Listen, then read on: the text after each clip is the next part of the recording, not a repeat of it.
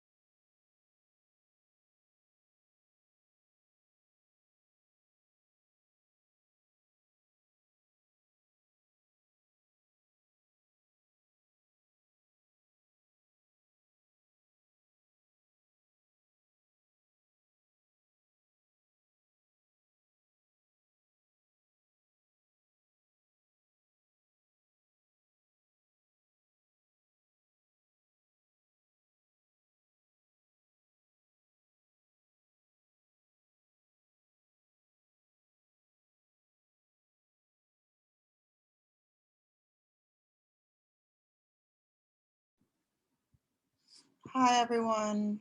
I'm not sure who's able to see or the next to their phone to see Miss Sand's message, but she's saying she's having difficulties reconnecting to her internet.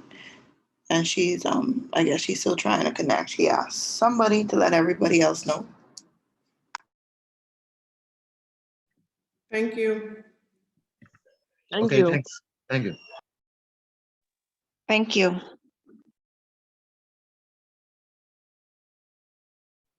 Thank you.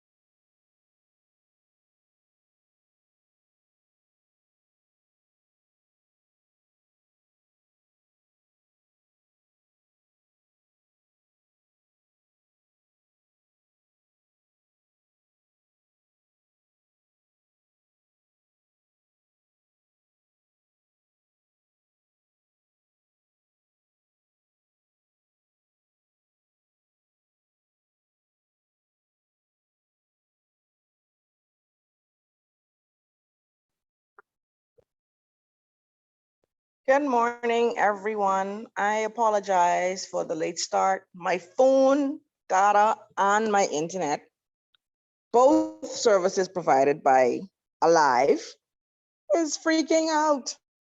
Give me a second. I'm on my phone now. I'm trying to get my laptop up, okay? Thank you so much.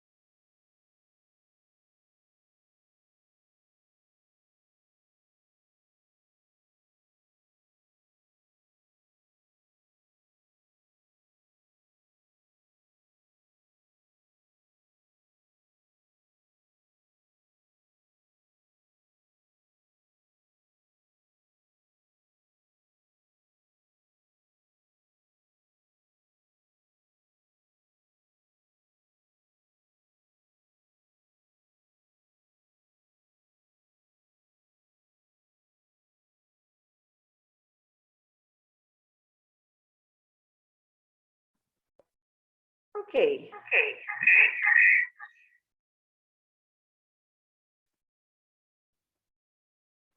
There we go. How's everyone today? Doing well. Good Doing well. Good morning. morning. Why all sound so dry? What happened? Y'all not having wow, man. This is just powerful.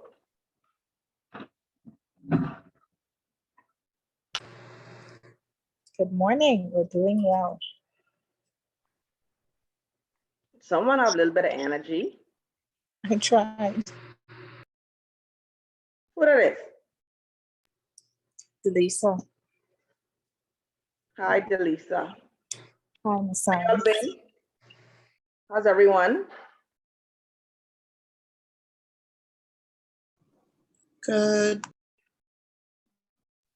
Okay, so Well. y'all may go down the list then. Very well, Well. thanks. Very well, thanks. We good. We good. Good. Has everybody read? We don't need the introductions, right? No. Is anyone new here? I think we may have new people.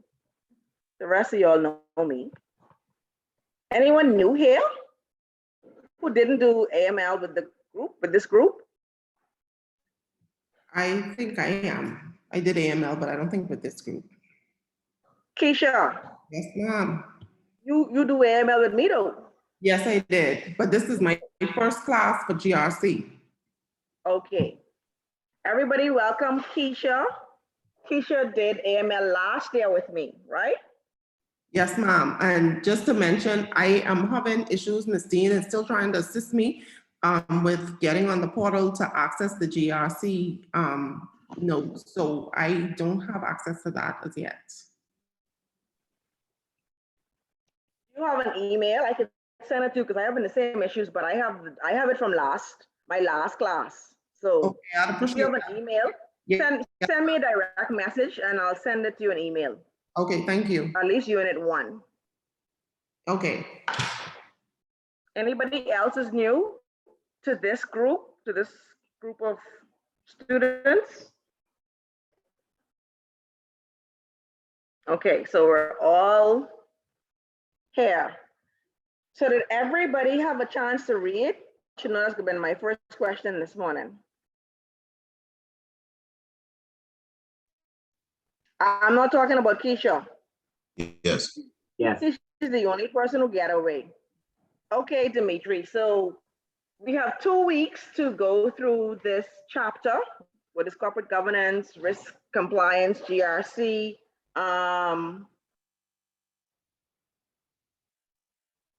And some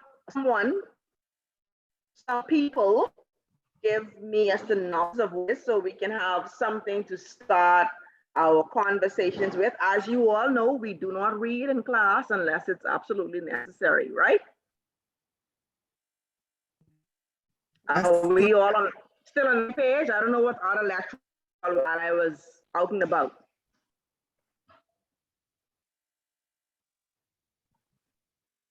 Now, to talk to me today, please. Because y'all ain't talking.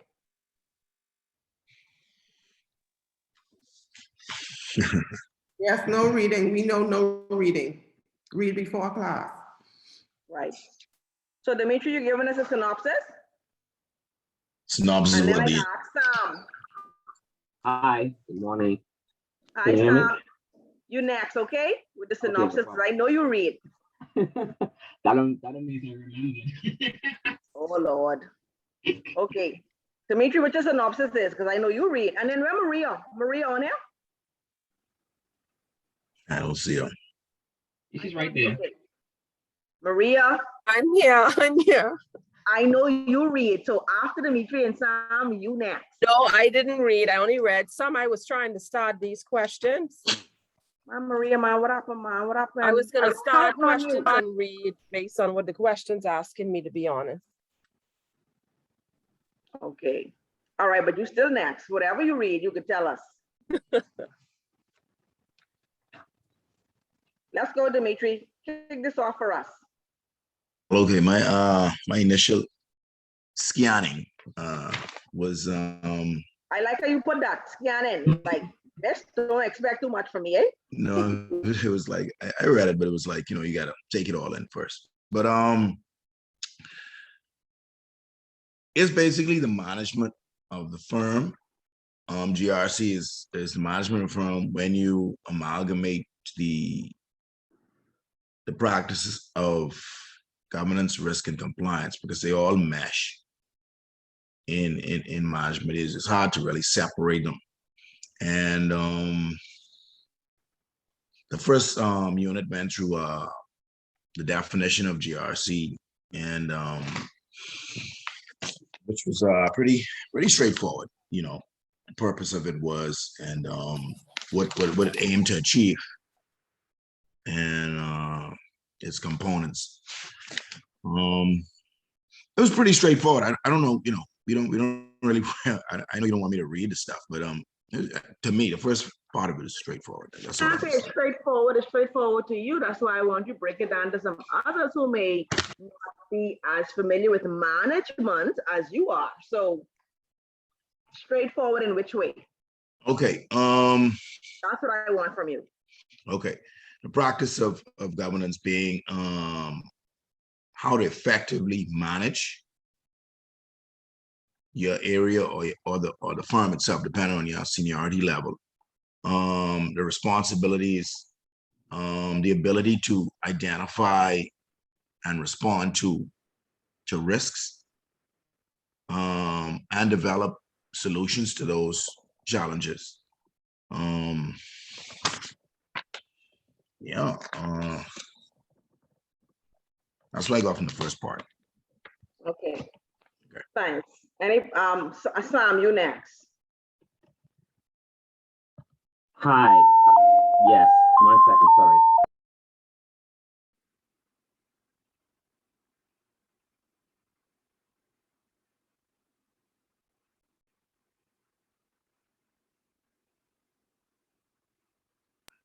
Sorry about that. So what I got from this is this unit is trying to ask us to understand what is GRC, what is governance, risk, and compliance. Governance is just basically the overarching administration of the firm, how the firm is set up. The board of directors and the senior management are responsible for setting in place the policies, the procedures, the risk appetite, how the firm is going to exist. Risk, everything contains risk, could be good risk or bad risk.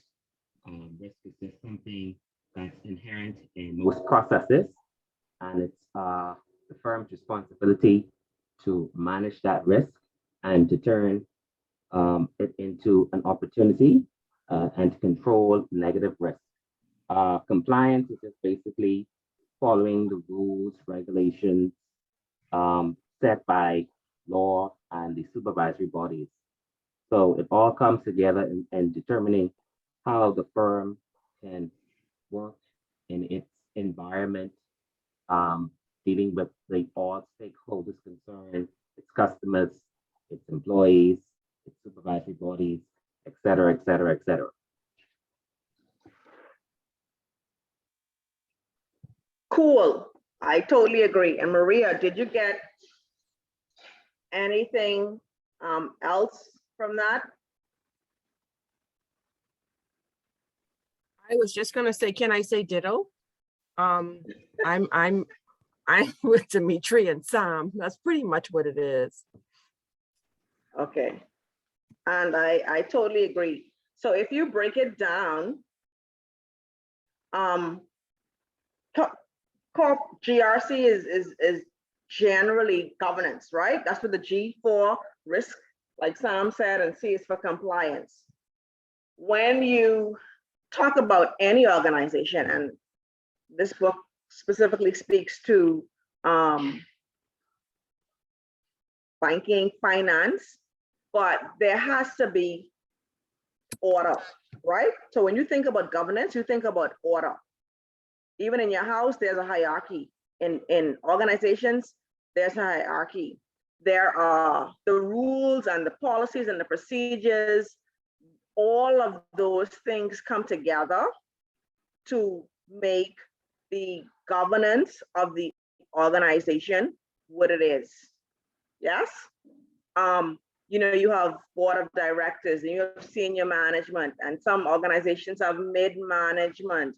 Then you have the regular employee staff, right? And so all of that falls under the category of governance. The central bank has an entire policy on what they expect from their licensees as it relates to governance. It also speaks to being fit and proper. So certain positions you should be able in central bank's policy to be able to hold that position. Yes? Yes. Yes, ma'am. Yeah. Right. So risk, risk is probably the widest section of GRC in my experience, because there's so many different types of risk. Anybody could tell me just off the top of their head, we ain't even get into the module yet. Just name a few of the risks that are associated, and not even with banks, wherever you work. They're just to be in business is a risk. Actually, to be alive is a risk, right? Yes. ma'am. So anybody, y'all jump in. Like what's a risk that you know of? Regulatory. Investment risk, Exactly, regulatory, investment. financial, operational risk, Yep, legal risk, yep, reputational risk. And there let's you go. And the list goes on, is correct, right? Because we have lots of risks involved. And the more sophisticated your products are, as it relates to financial services, even the more risk you have, as opposed to just, I would call plain vanilla products, right? So insurances, you can kind of cap your risk depending on, like, life insurance. Only so much risk you could have in a life insurance product, right? The wrong person get paid. What other risk you think we could have with life insurance?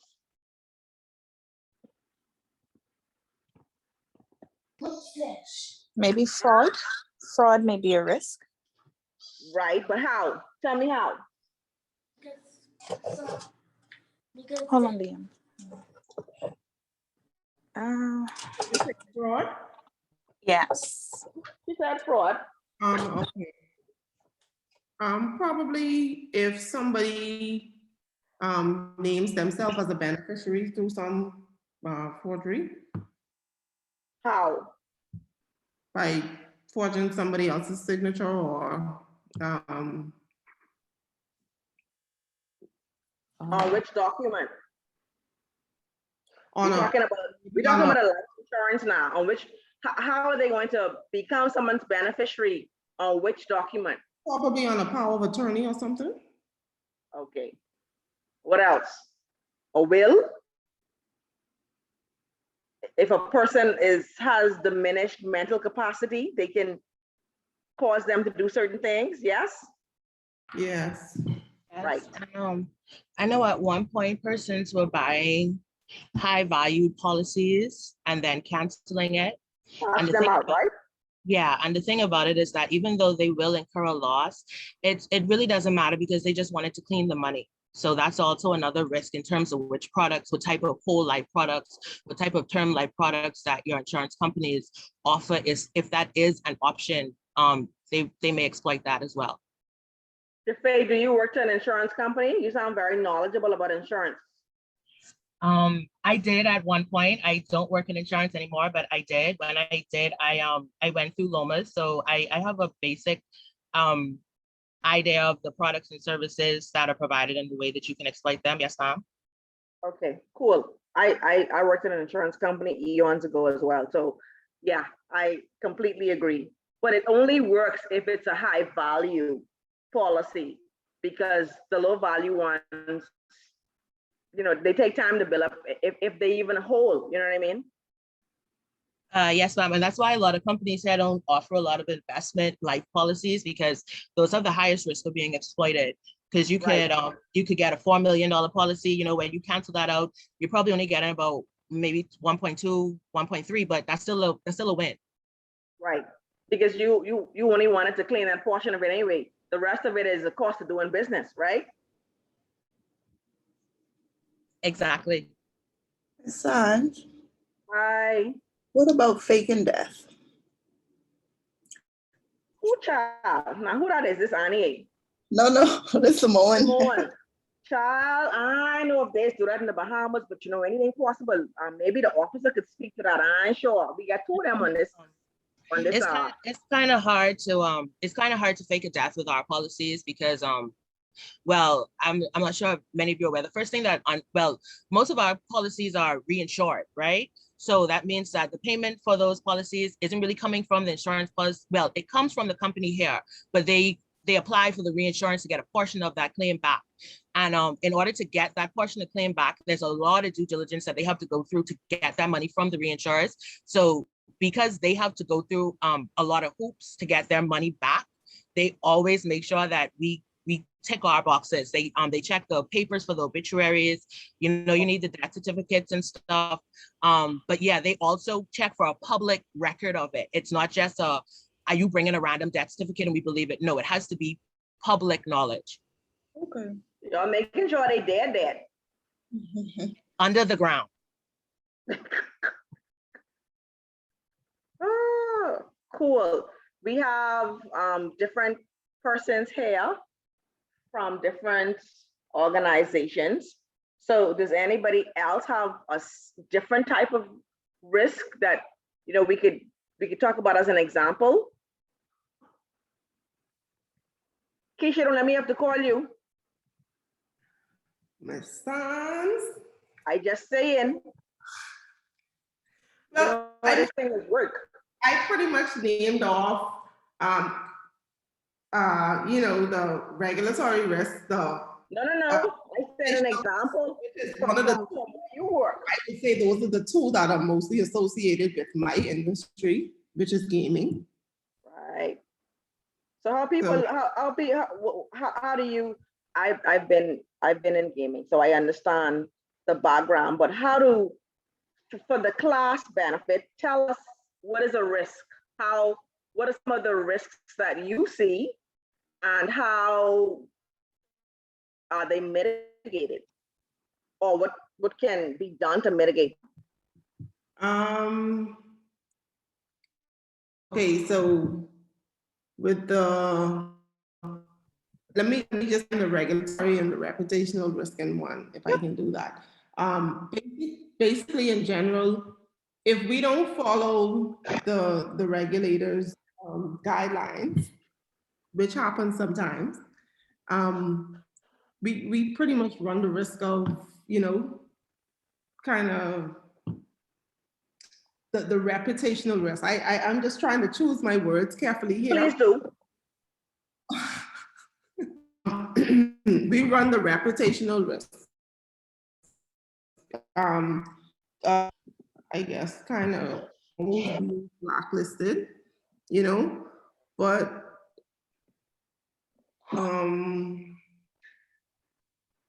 I don't know. I'm kind of lost for words here. Okay, I don't want you to discuss more than you need to, so, but I understand exactly where you're trying to come from.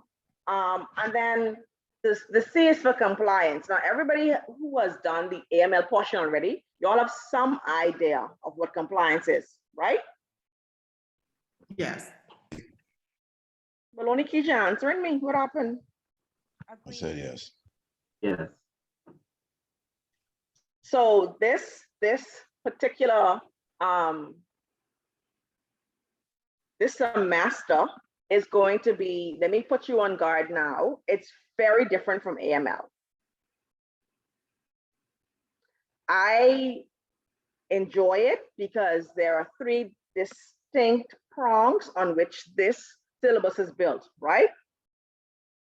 And so I think as it relates to even your papers, I haven't seen the assignment yet because I have still not been able to log in. So if somebody wants to share the assignment in the group, I would be very grateful. You should be able to focus on the specific areas that we're covering at that time, because the whole module, the whole semester over the next 9 months is all about governance, 1, risk, 1, compliance, 1. Yes? So it's not like AML, you know, AML is very broad. So hopefully this semester, there would be, and based on the fact that you are obviously have already gone through AML, it should be a semester where you are able to understand a lot of the concepts better and be able to write like your papers better because you would have been familiar with doing the research. Sam, put it inside the WhatsApp group, please. Thanks. No problem. You should be able to write your papers better because, you know, because of the specificity of the different topics, in this module. Okay, so going to the module. Point number 2, it talks about effective regulatory compliance. Now, a lot of organizations are breaking out their AML and compliance rules. Beforehand, in the earlier days, it used to be legal and compliance. That was it. That was the department. And then risk was either added or taken out, right? And now we have regulatory compliance and we have AML. So based on the separation, can someone kind of tell us what they think is the difference between the AML compliance and the regulatory compliance? And what would be the reason an institution would want to break those two areas out into separate areas? Now, I know a couple of people here is working the bank, so you all don't be quiet as I can start calling your names. Ha ha.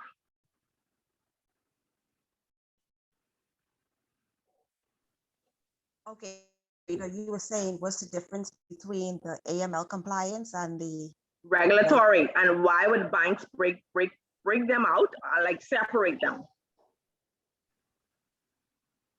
well, for us, I don't know if it's separated, but I know for us in terms of AML is more about mitigating risk, because before we onboard clients, we go through the due diligence to ensure the client, well, we follow all the proper due diligence before we onboard clients. We risk rate them. And I think now they take a stance where they're not even accepting any client that is high or very high when you risk rate them. So I think AML is all about mitigating the risk with your KYC and your monitoring and ongoing customer monitoring and due diligence. Now, when you talk about regulatory is more about following the guidelines based on the regulations in which our organization, we follow the regulatory guidelines along with our AML policies in conjunction. So I don't know if it's separated somehow. Right. Okay, thanks, Angela. And yes, that is how it is in some organizations. Who was going to say something? Sam? Yeah, I was going to say something. From my perspective, I think they're broken up in AML and the governance risk, regulatory compliance, because in the AML portion of things, you're trying to prevent money laundering. So you're doing a lot of transaction monitoring and connecting the dots to see if the person has bought in funds illegally and trying to defraud and to use those to see the crime. Whereas in the regulatory compliance, you're more looking at the regulations, the laws, the rules. You're trying to dealing with the supervisory authorities, doing your reporting to the central bank, to the SCB.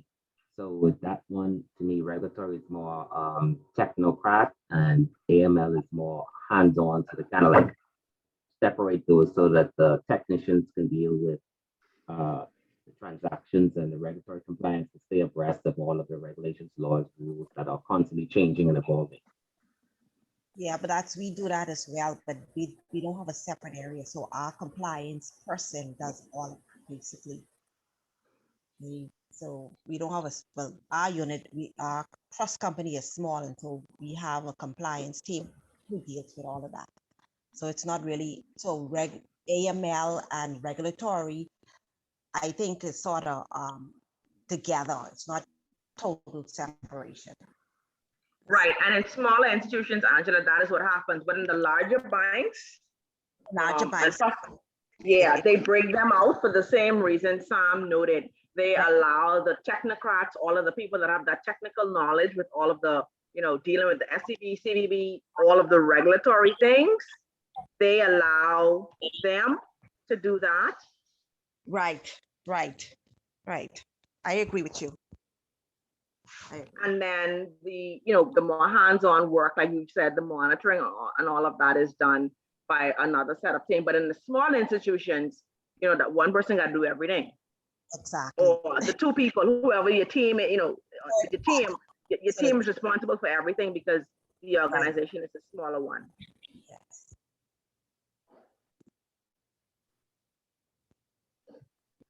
Anybody else?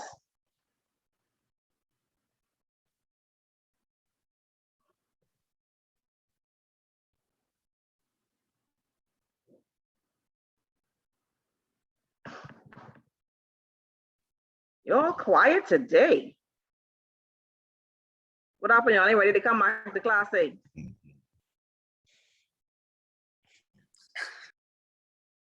I good. We're here.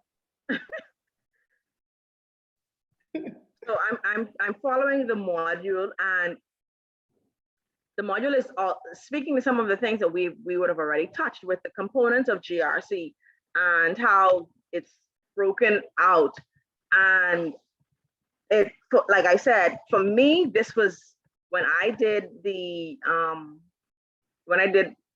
ICA, which was eons ago. It wasn't called GRC, right?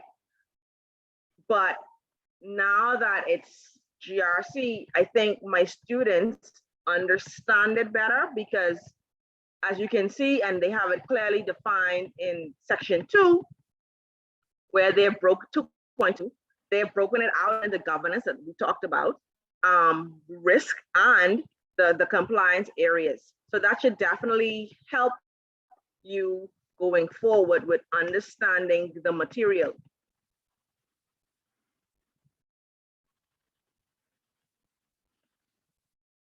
So why do we need effective GRC? I know what the book says, but why do you guys think we need it, or think organizations need it? And you don't have to read it in the book. You can just tell me what's the absolute why GRC? Why not just AML? Why can't we just run a business with AML?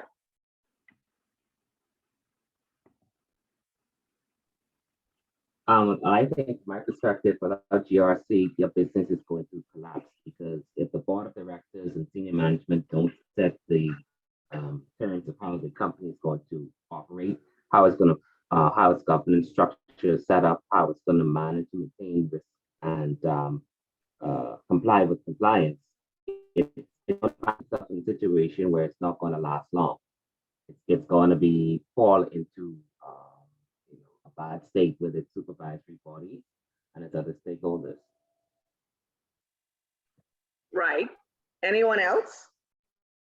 I was gonna say something along the same lines in terms of it pretty much, the words pretty much say it all. We need a path to follow and some sustainability, and that's what governance and compliance gives us. And the risk part of it helps us to be able to put the correct controls in place to mitigate the risks that's associated with our business or the industry.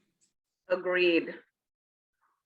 Because at the end of the day, you have to know the parameters in which you are operating, right? So if we don't have any governance in place, then who's the boss? How do you escalate a matter? Yeah? Who's responsible for what? All of those things would fall under governance, yes? Yeah. You just can't have the AML side, because even with AML, they still have to have some governance, because they too have to have structure, because governance relates to, the book talks about the word governance coming from the Greek word of being able to steer.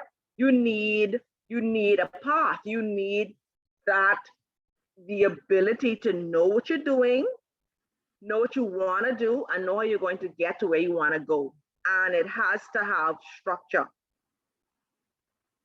So without governance, any organization is doomed to fail. Like, you can't, it's just not possible. And you can tell based on the profitability, based on the longevity of certain organizations and firms, you know that they have certain things in place by the way they operate, even as a customer. Because if you go into an organization and you need assistance with and the person that you're standing in front of isn't giving you what you desire, or you have additional questions, what's the first thing that we do? Or say, Ask for the mom. okay, so the first thing we do is ask for the manager or the supervisor, right? Right. That is a part of governance because that's the structure. And we as customers already know, man, I ain't dealing with you because you use a small fry in here. Let me get the supervisor. Supervisor come and they making no sense to you, what you do? Let me talk to your manager. Manager come and you still ain't happy with the outcome, what you do? You trying to write to somebody, right? An official complaint. Because even that would fall in under compliance, because most financial institutions have a complaint process. And that whole process is managed by who? Compliance. Exactly. So even that, as simple as that example is, shows you why you need the governance to be in place. Because other than that, you still end up having to go right back to compliance because the customer isn't happy with whatever the service being provided to them. Yes? Correct. Yes.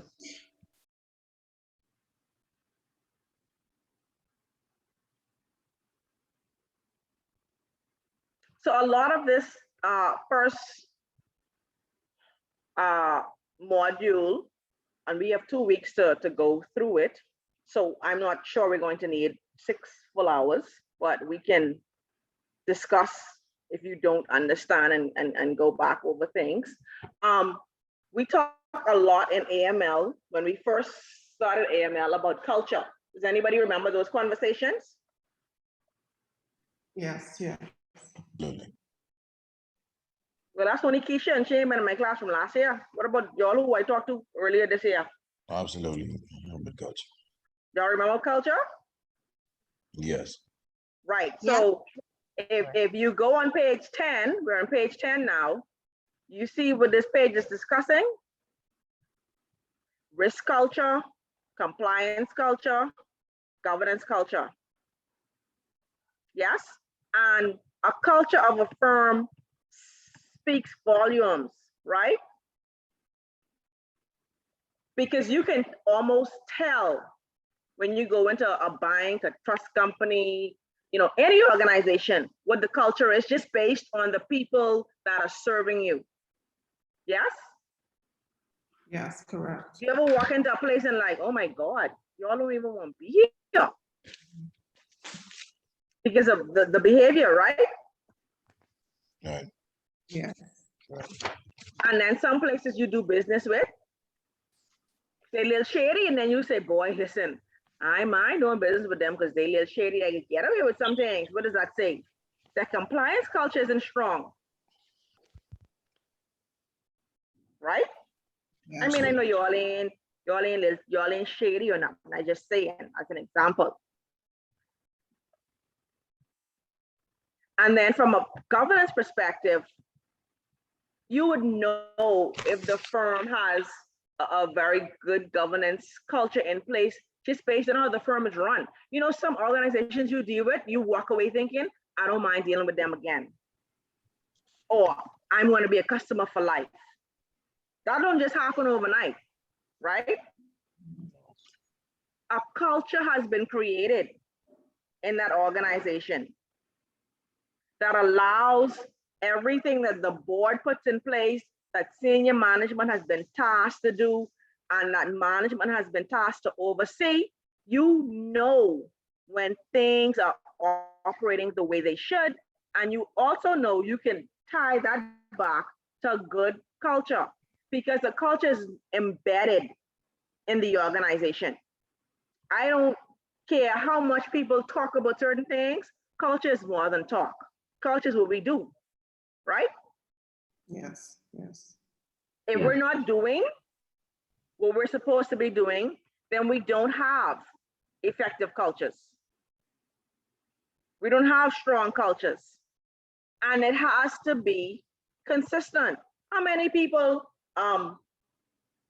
go to organizations or are clients of firms or institutions, and you think, boy, if you all had a competition, I'd leave you all. But only because XYZ. You know what I mean? Have you ever had that feeling? Yes, all our utility companies. Oh, yeah. Exactly. Child. Don't forget the internet service providers. All of them. And then you say to yourself, wow, like, how are they operating? Yeah. Right. It's like, wow.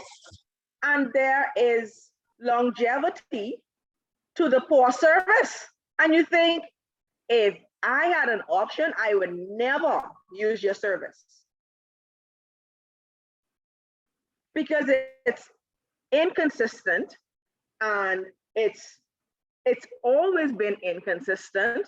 And you come and you tell us that you're working on it and it's going to change, and then the inconsistency of poor service remains.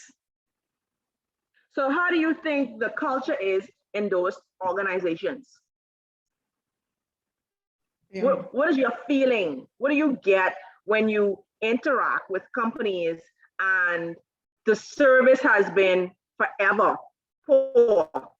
They keep promising it's going to get better. They say it's getting better. But you as the end client, or you as the end user, you're not feeling that. You're not receiving that. What do you think about those organizations? How do you think the culture within that organization is? What do you walk away thinking? They have a poor culture. It's Slack, very slack. Mhm. I walk away thinking I never want to work here. No accountability. Exactly.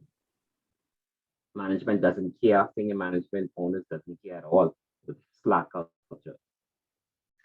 But then, if you think about it, based on what you said, Sam, they always asking for more money. Y'all notice that? Oh yes, they're always going up on your bills too without you knowing. Especially Cable Obama does that very well. And I'm thinking, you could be striking for more money, but you can't keep my power on. So obviously, it ain't the employees keeping the power on, right? That's not their specific job. That speaks to the overarching governance structure of that organization, yes? Yes. Absolutely. National insurance. Oh, Lord. We had a walkout right after Hurricane Dorian. How heartless. Well, Maria, the people want more money. I wasn't gonna walk out. I couldn't do that. The people want more money. I don't know where they was expecting to get it from, but that's how it is. But that's like I'm saying, that speaks to the culture. Because is it all about the money, or is it about service in that specific example that you use? You know what I mean? I think we all should have personal standards. And it's easy to just get caught up in how everybody else feels about certain things and disgruntledness. But I think too that we should all rely on our personal standards at a certain point. And it makes us human. And I find that a lot of that humanity goes away, and people tend to just hold hands with everybody else and who everybody else is. And I thought that's how I felt about I would have never, it didn't matter what I got paid or didn't pay get paid when we had people from around the world flying in. to help us from around the world on their personal time, nonprofit organizations, that type of thing. And our own National Insurance Department had to walk out. That was poor. Well said. Well said. Never forgot that. But Maria and Dimitri, that's you guys. You have that personal, ethical integrity for you. But when you think about the culture, now remember, these people working there, they probably thinking it's a good time to get them because they're vulnerable. You understand what I'm saying? So let's hit them when they down, kind of thing. Because now we can kind of twist the arm. You understand what I'm saying? But does speaks to I have the a, culture. but doesn't that speak to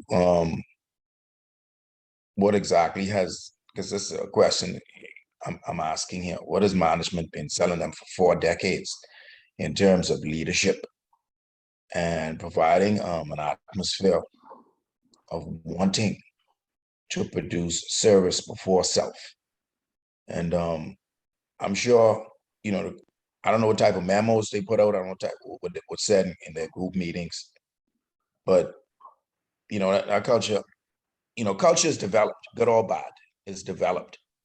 So at the end of the day, and I'm not going to hit on NIB, this is only a microcosm of this country's challenges, but you know, I'm sure it could be reiterated, could have been repeated, could have been strengthened.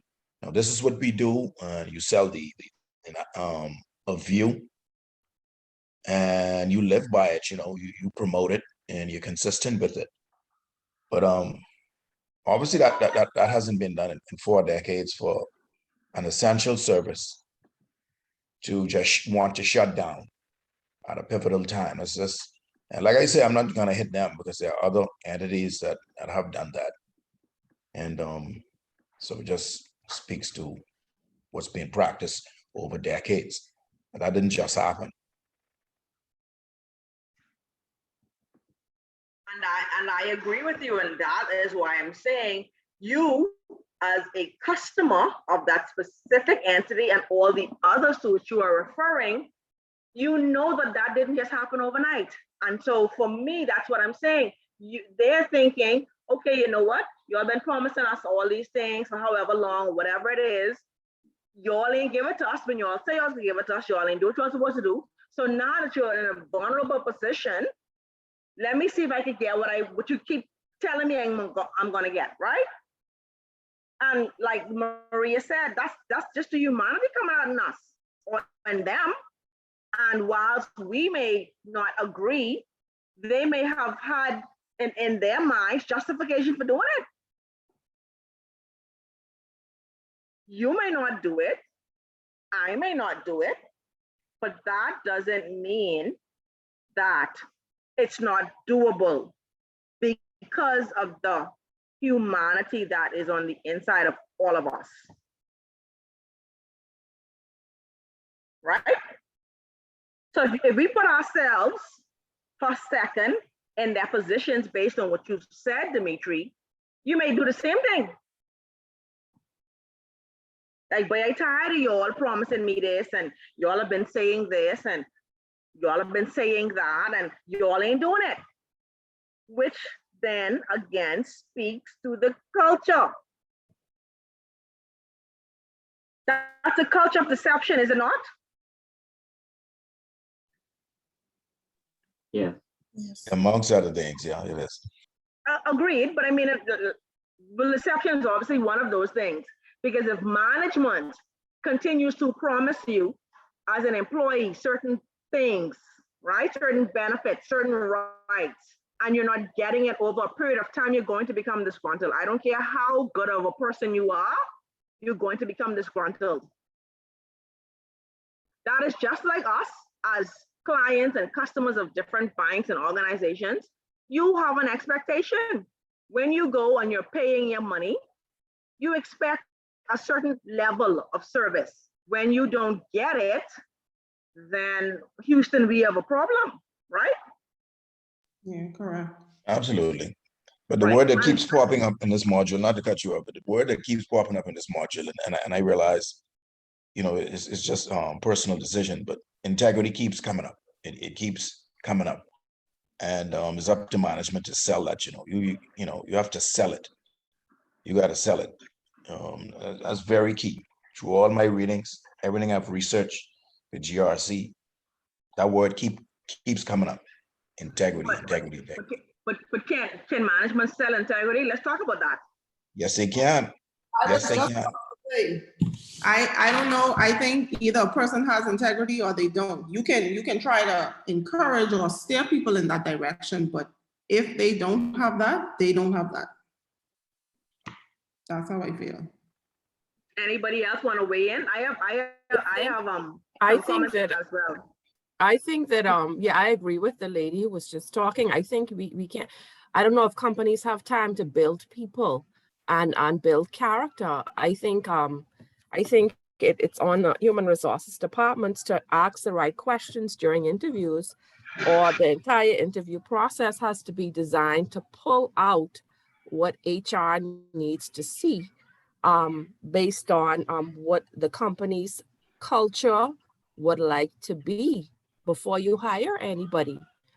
I mean, I think it's silly questions. So some of the silly, foolish questions. Why would you like to work for our company?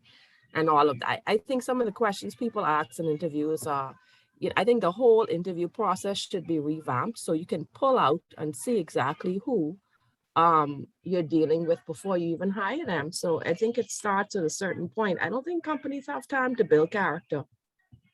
And you can build morale. You think they either have it or they don't?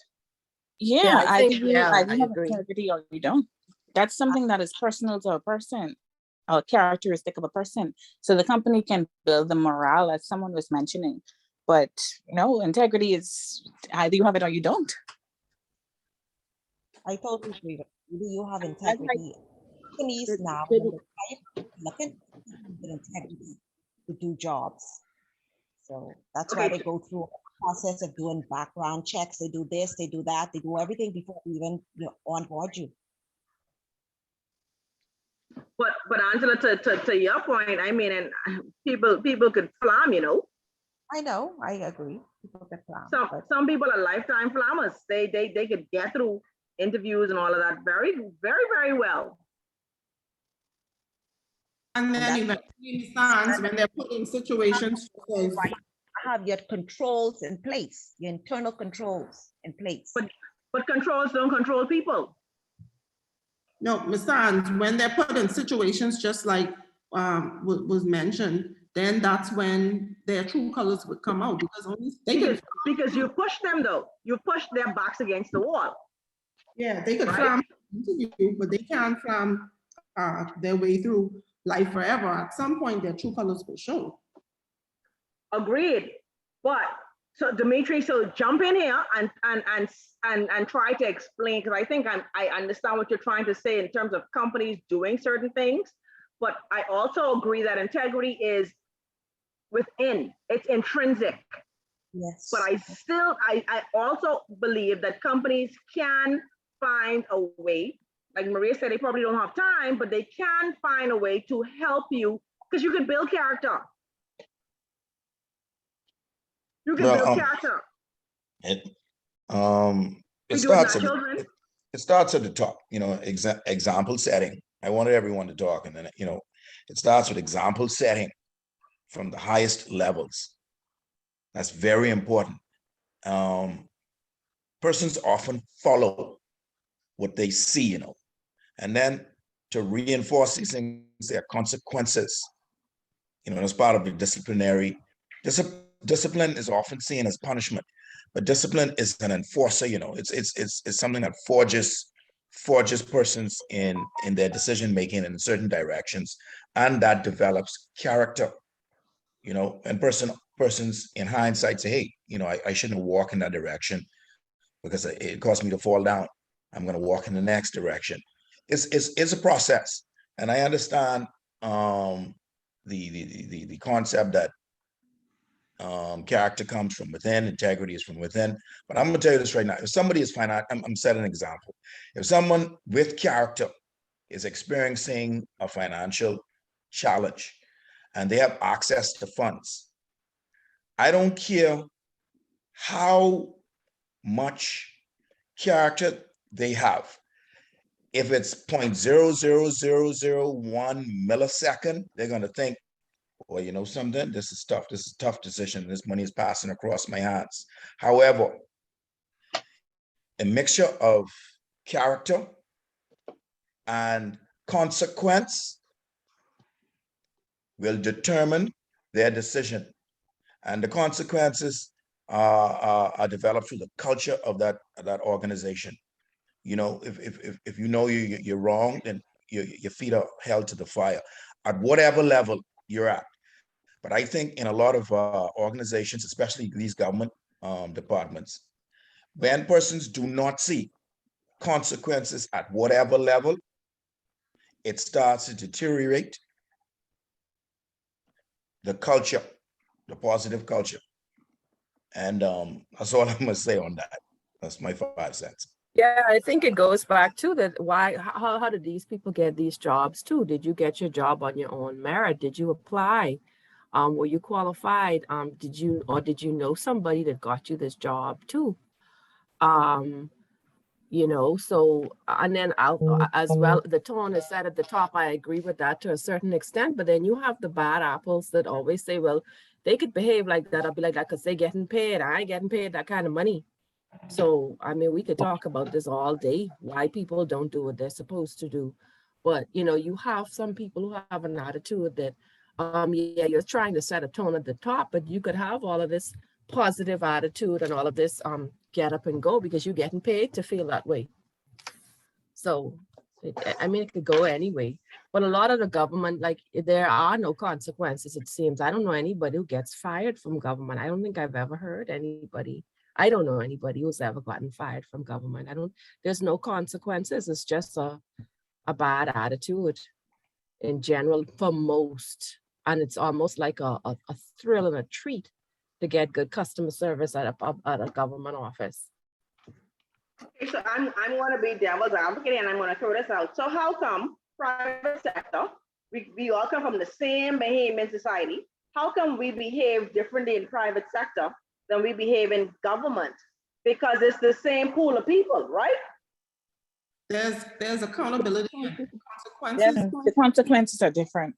Very good question. Very good The question. private sector means you will no longer be employed, but in the government sector, if I know my MP can just move me from one department to the next, and I would suffer no consequences, which also speaks on the earlier point. The whole reason why we have so much issues in companies that are owned by quasi or in the government entity on the whole is because of the lack of consequences. The government structure is considered to be a structure where there is a lot of fraud and corruption, and no one ever faces consequences. We now have cases where they're being brought to the courts, but you've never heard of anyone being fined, anyone being imprisoned for any of these instances where they may have been, I guess, I don't want to say guilty, because you have to, the court would have to consider you guilty. But we have, oh Jesus, what's the minister's name? The minister. Don't call it. Don't call it. No, I'm not gonna call it. Okay, the old former minister who went up on fraud charges, 21 counts, I think it was, and came out scot-free and is now about to sue the government.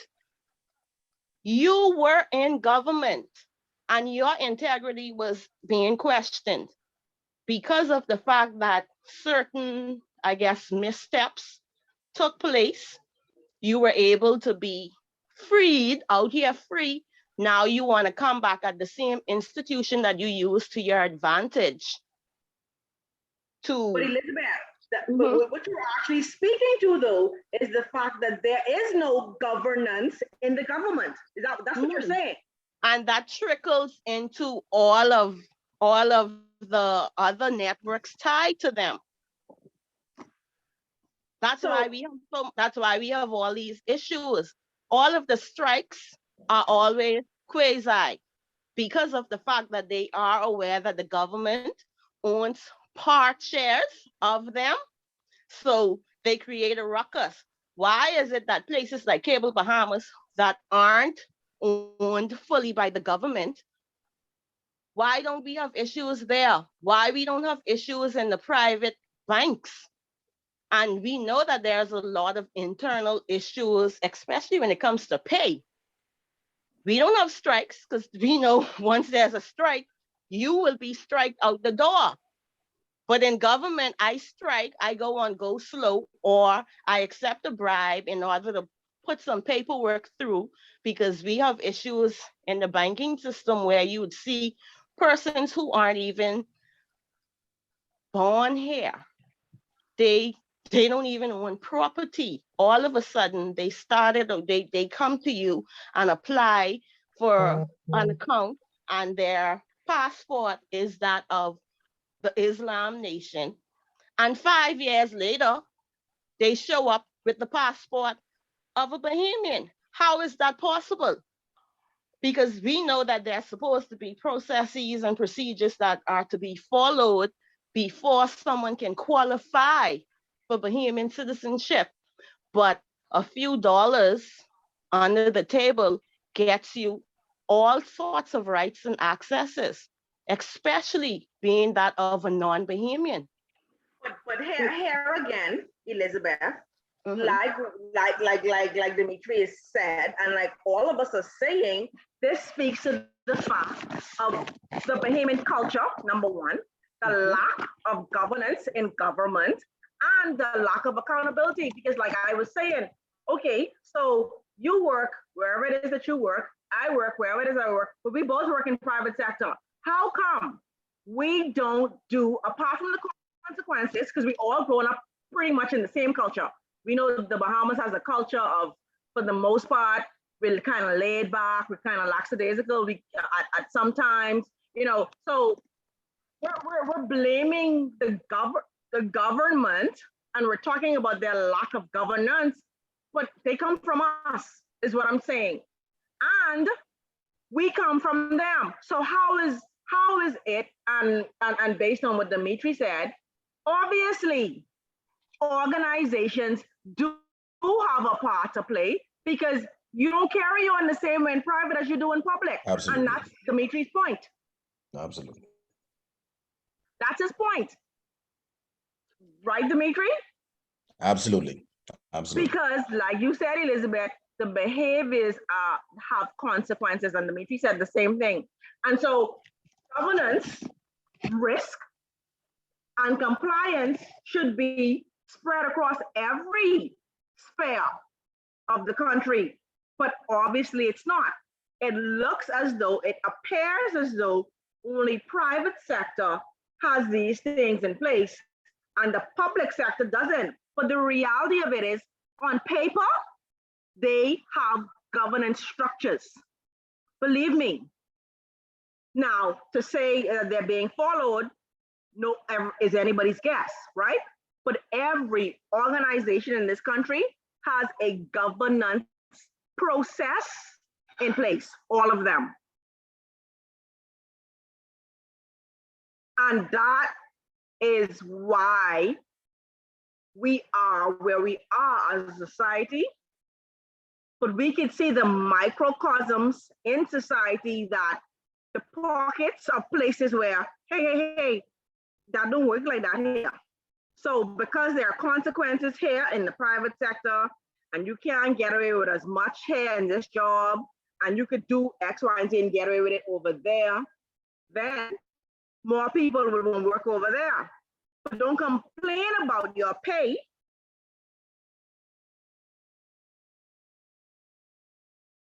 Can you hear me? I saw my internet drop. Yeah. Yeah, we can hear you. Don't complain about your pay, and you looking at me as a private sector person when you're not held to the same standard. Let's be honest. And I think a lot of it too has to do with us. We need to start expecting more. and demanding more because how are they getting paid? Your tax dollars paying them, right? Yes. Right. We just have the attitude, Charles, give poor service and we okay with that. No, I'm not okay with that. Because I'm not going to be somebody who, oh, because it's a government entity, I expect you to be lousy. No, that's my hard-earned money we're paying you. Because if they come to your private institution, or they make it their demands, do you notice that? Yes, ma'am. Okay. Especially when they come for loans. Hello, somebody. So I think this is something that it has so many facets to it, but it still boils down to integrity. It boils down to ethics. And if you don't have no morals, you could just forget about ethics because ethics is based on morality. And not all of us have the same code of morality. Yes? And so I think as humans, we have to understand and accept that when we are working in this financial services area or whichever area industry that you're in, there are so many different things that come into play that as it relates to governance and as it relates to culture, you have to have an open mind, and you have to also understand that, hey,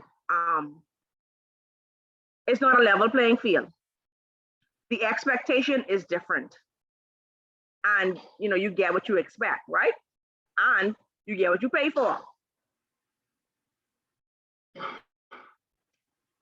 So when it comes to the government entities, I think we should be expecting more and we should be demanding more.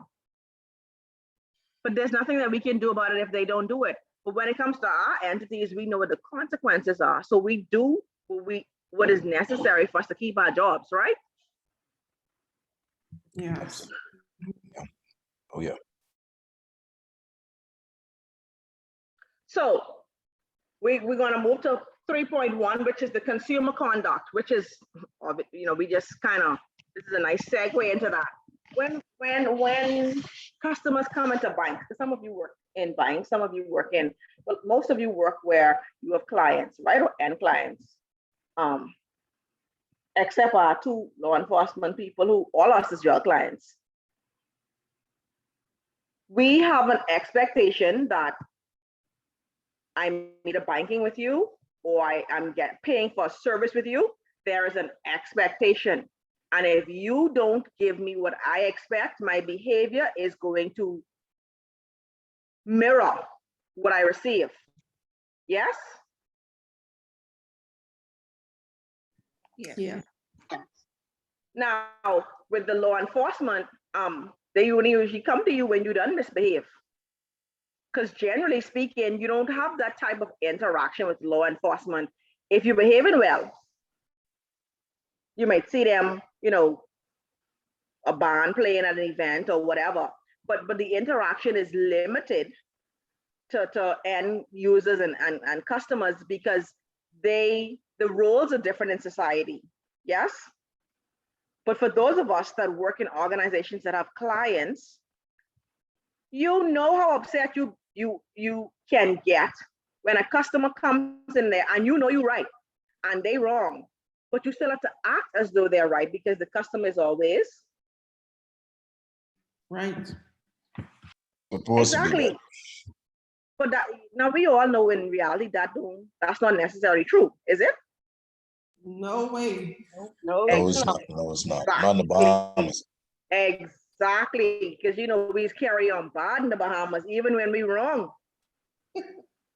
Wrong and We carry strong. on wrong and strong is correct.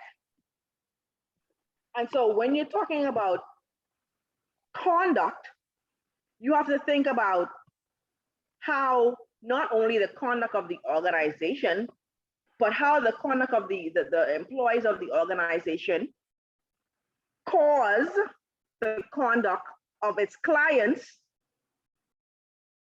to happen. Because when you go in an organization and you're getting good service, you don't have no reason to carry on bad. You see what I'm saying? You don't.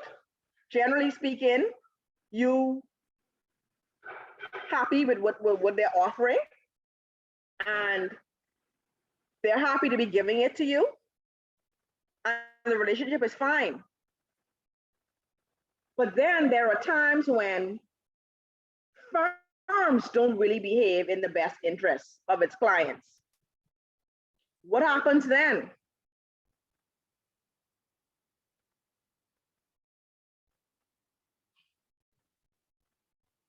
That's the question. For any one of you all to answer. That's interesting.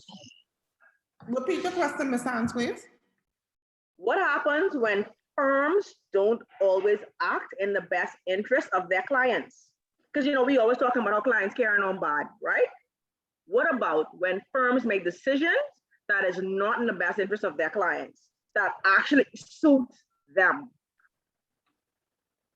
Then What the happens client, there? clients, I would say it depends on the firm, right? Because depending on the type of firm it is, if it's a regular company where the clients can just say, we don't want to do business with you anymore, we don't need your blank, then they will then turn and adjust the way that they do business, the way that they treat their clients. However, if it's something that people can't really say that to, say, for example, our electric company, we can't really say, we don't want your light no more. So in that, in that instance, sometimes companies do have an opportunity to exploit customers.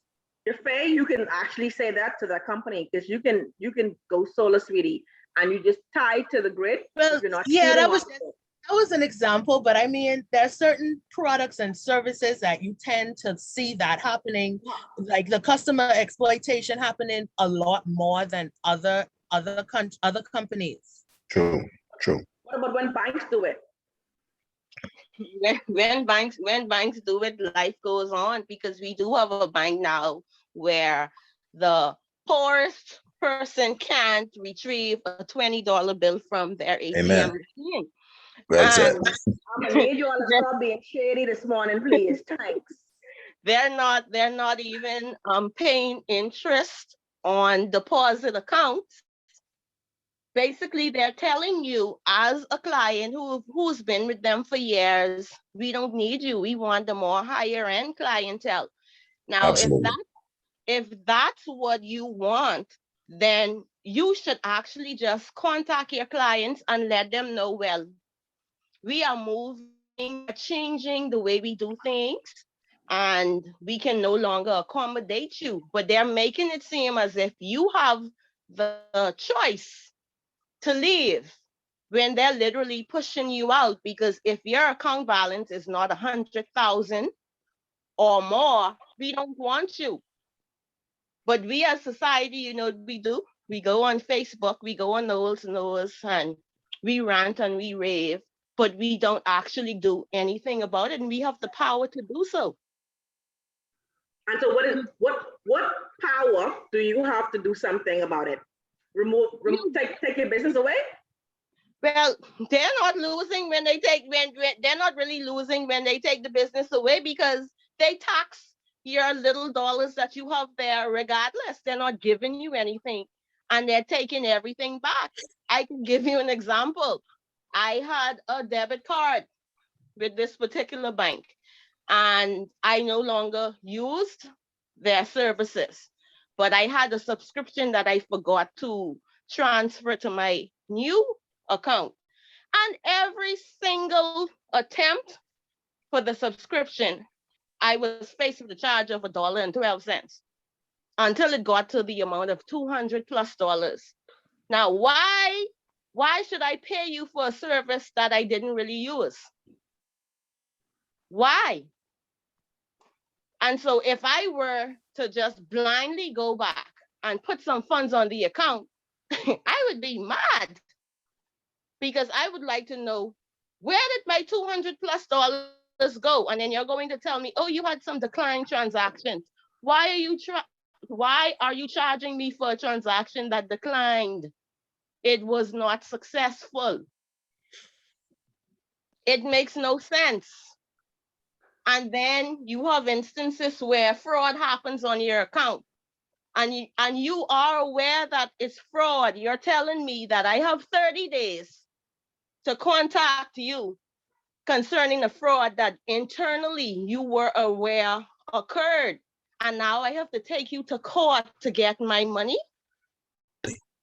Absolutely disgusting, man. It's crazy.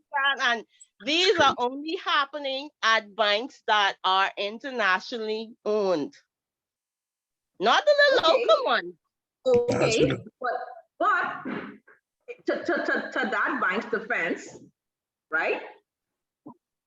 Did you all see what the regulator said? I missed that. What did the Huh? regulator say? No, I'm not gonna tell you, I'm not gonna be all over it. The regulator responded, and I want y'all to go, after we come off of this, when we talk again, go and read what the regulator said. And then we'll have that discussion next week. Because when banks do things that are not in the best interest of their customers, you would think that there is something, right, that you can do apart from complaining or taking your account, taking your money out the bank. There should be something you can do. You should have some recourse to the regulator, right? Besides, Hi, Dimitri. you know, I've been going over this for a couple of weeks. As a matter of fact, the Minister of Foreign Affairs spoke in the House Assembly on the same thing that the young lady was just talking about. The responses have been weak. You have a cabinet minister stand in the House Assembly and said, listen, this ain't right, and we need to do something about this. We don't have regulation. I mean, I've been reading these documents, and I am yet to see legislation that protects consumers. I don't see anything directly. You know, if you call central bank, they tell you, man, that's a private complaint. You have to take them to court, which is absolutely bananas to me. Because if a consumer has a legitimate, let's say I'm gonna use myself as an example. Over the course of my mortgage, I was being charged late fees. And I was trying to wrap up the mortgage, and I'm seeing these late charges, and I had it audited, and it was improper. And you speak to every level in the bank, you know what I mean? And you get nowhere, which is typical Bahamian culture. Here, I went to the central bank, went to their legal department. They said, man, it's a private thing. We have to take them to court. I did the research. The United Kingdom has about 5 entities that protect consumers. I mean, legitimately, you take a complaint there, it's filed, it's investigated, and it's actioned. Whatever the action is, if it's not legitimate, they write back to you and say, this isn't legitimate, this is research, this is what we came up with, if you want to take it further. But they're in the Bahamas. I am yet to see legislation that would protect Miss Brown when she walks in the bank and the bank steals from her. I am yet to see it. Excuse me, Dimitri, isn't that what our question 1 is about? Listen, that's part of it. That's definitely a part of it. But I'm telling you, there is no, and I didn't talk to lawyers, I didn't talk to magistrates. They beat around the bush a little bit, but the fact of the matter is, it's like a national swing campaign. Because when you add up the amount of consumer loans that are out there, could you imagine some improper charges on every single account, every week or every month or every year? That money, if you're able to conceptualize that, is crazy money. Crazy money with no protection. These people operating with impunity in this country, but ain't no one speaking to it. And for a cabinet minister, and I can't wait to see Mr. Mitchell, it was very weak of him to stand on the floor of the House of Assembly and say, we need to do something with this. Bring legislation. You people name. Yeah, but he's a public figure. He's an elected official, I could call his name. Oh, Lord Jesus. We put him in power and we could remove him, but it's not even about that. It's the fact of the matter is that you can't have responsibility for something. See, this the culture is part of the culture, you know. You have responsibility to protect the citizens. But you on the floor of the House Assembly say, man, this ain't right.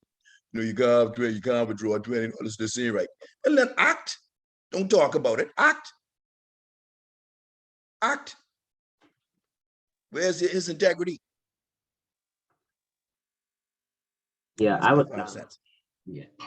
So the only thing I would like to say on this particular matter is that, in my view, the reason why you're never going to get a response from the government of the Bahamas for the Philippines with respect to that particular banking institution is because the government of the Bahamas borrows heavily, and they use that bank a lot to borrow. So Can't hear you clearly, bro. Can you repeat? Can't hear you. Sorry. sorry, my phone is ringing.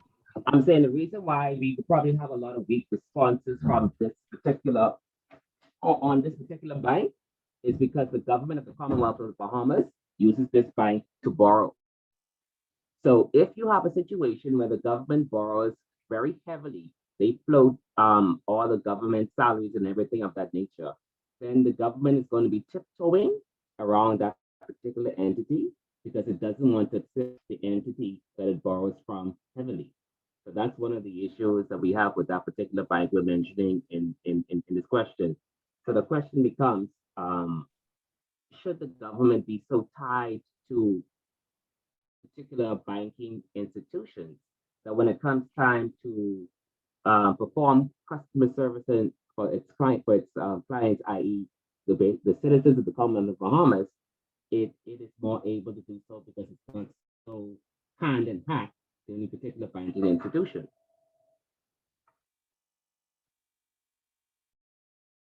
While I get that point, the government, me paying my loan back to you, don't have nothing to do with you ripping off 400,000 people. Facts. We have a job to do when we governing. All right. Now, if I don't care if I ain't behind with my loans, as a matter of fact, they're two different things. If legislation needs to be brought to bear regards consumer protection, I don't care how much we owe a specific bank. At the end of the day, this thing has been going on for generations, and unless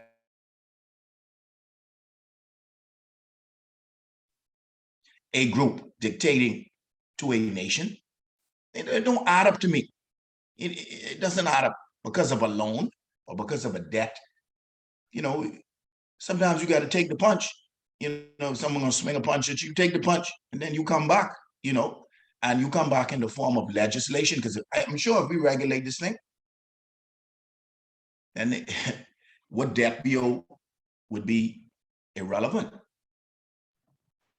So Dimitri, based on your point, which government you think could bring the legislation to bear?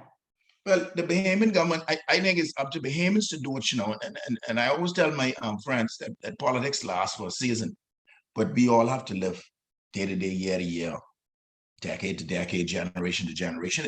I mean, when we talk about this, I always bring up the example of Linden when the students marched in the 80s, I think it was, and they marched from COB because they had let some lecturers go. And the students weren't very happy. And they marched from COB to the House of Assembly. And Linden came out. I was sitting in the House, and he met with the students, with the union body, and he changed some things. And I'm not talking about marching, I'm just talking about in a unified effort. Bahamians need to act, and stand on the House of Assembly, on the floor of the House of Assembly when you were elected as an official, saying that something needed to be done. They have a mirror in the House of Assembly in the foyer. He could go look in the mirror, and there's the answer. You just find the answer, man. Just and then that's the job in itself, because when you regulate, you could find these firms for non-compliance. And this is the next argument I had as I read the fact that persons can attach charges onto an account improperly. Couldn't that be considered a crime? that seriously could be considered a crime. For an example, if a loan payment is due on the 1st of the month, and the person pays faithfully on the 31st or the 30th, in February is the 28th, they pay faithfully, but the bank posts the payment late and then charges the client. Okay, that's an actual crime. So Dimitri, I don't know if you've ever read any of the documents that when you open up your bank account, so I don't know if you have loans, if you signed a loan document, I can tell you that the bank is fully covered legally. There are clauses that give them the right to add charges. There are clauses that give them the right to debit any account in the bank that your name is on. We as consumers need to understand and know what we're signing. We're so happy to go get a loan, or we're so happy to open up this account. We don't read. And because I've been in banking for 20 something years, I've worked in 2 retail banks. I know the clauses because I've had to read them. And I understand the bank has the right in this country, every bank. You could go into the bank today, Dimitri, and you could have, let's just say for example, $20,000 on your account. And you could request a $10,000 withdrawal, and I could tell you come back. And you will be like, oh, this is my money, I have my money in here. The bank has the right to give you your money within 7 days. Now, we don't know that because we don't read. And so as consumers, whilst I hear the passion from all of you, you have to recognize that you too have a part to play. Because you need to know your rights and not be so vulnerable because you want a service, you sign your life away. Because once you sign those account opening documents, you are actually saying to the bank, okay, do what you want. How many of us challenge those clauses and those terms and conditions? None of us. I am now, as we speak. So go look and see what it is. And if you haven't read it, go and ask them for a copy of what you signed. Because a lot of times, I know I have been witness, because I worked in, like I said, retail banks, where they come in and it's like, oh, okay, we ain't doing the withdrawal today. And the gentleman was like, what? And she was like, look in your book. The bank has the right to not do your withdrawal, even though it's your money. But he had never read that. And so obviously, they had to go to police because he was in leaving, right?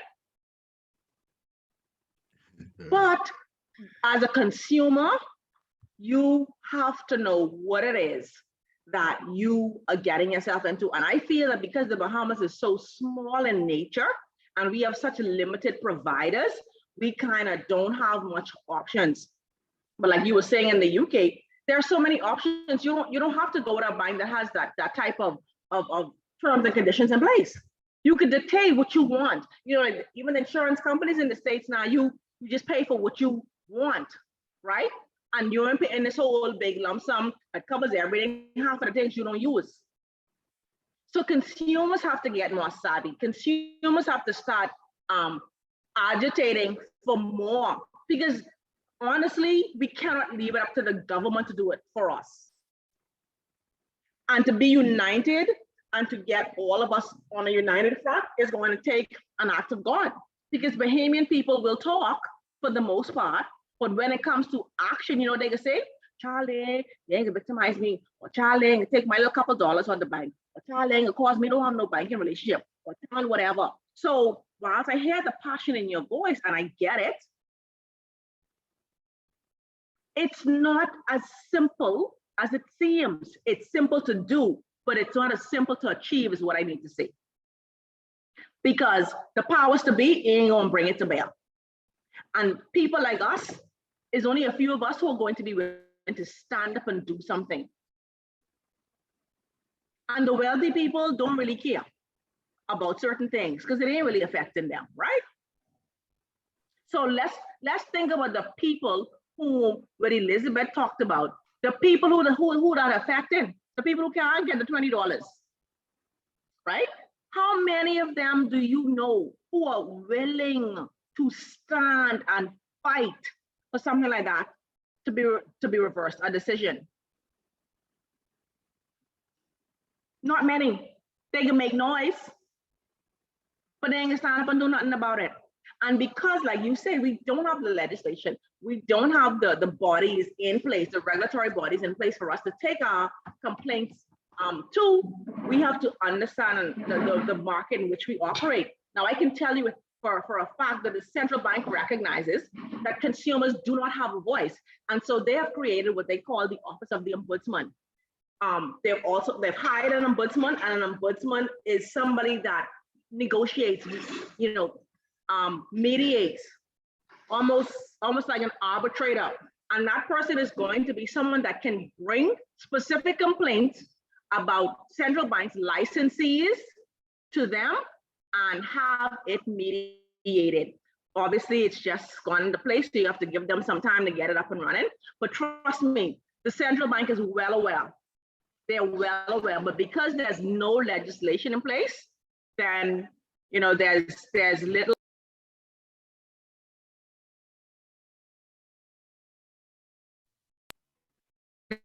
can be done about it. The Bahamas does have an Ombudsman Act, if you look it up, but I don't even know if it's enforced. We have an Ombudsman Act. I think it's a bill. I don't know if it's an act. A bill, Yeah. exactly, a bill. So it's not even an act. But what does that say though? That said, it's not a priority, right? That's what it speaks to. Because if it was a priority, it would have made it to the floor to be passed, to become an act into law, right? So unlike the UK, and when you guys do in your paper, it talks about the Financial Services Authority in the UK and all of the things that they do, I haven't read the assignment question yet, but if it's based on a country where you have to give an example, it ain't gonna be the Bahamas.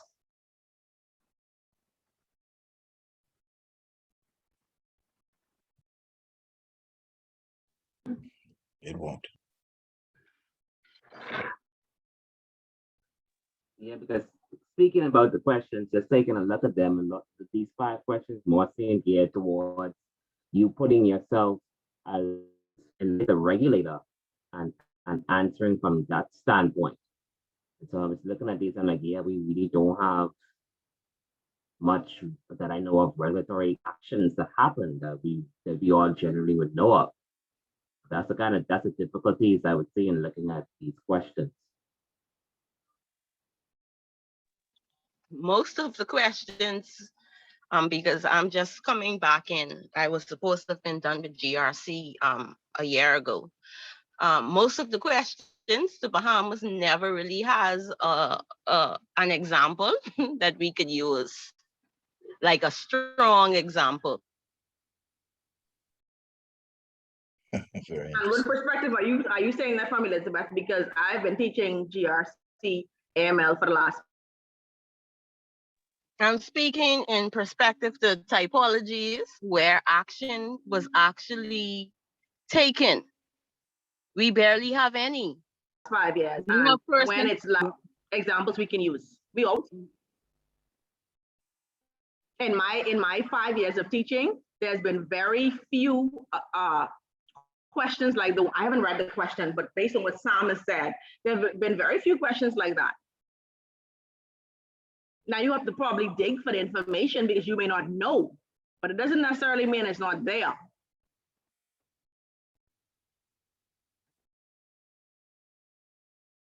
But like I said, I haven't read the question.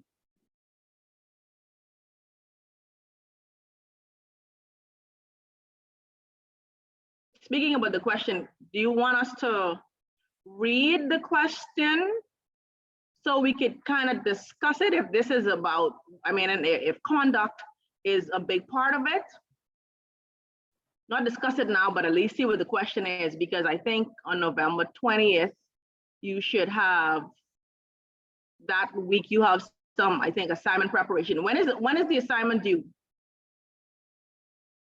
Number 13. When? December 13th. Yeah. Oh Lord Jesus, y'all ain't got plenty of time. Y'all only got 4 weeks, 5 weeks. Okay. Y'all have your schedules? Because I think I'm supposed to teach the 6th, the 13th, the 20th is for y'all to be working on your paper, right? Yes. Okay. And we're supposed to take 2 classes to go through this module, which we don't have to, or we can. Either way, y'all can let me know what y'all would prefer as it relates to, should we try and finish it today, or should we just break and then you can start looking at your paper, and then we can finish it next week, or because we don't need 6 hours to do this one module.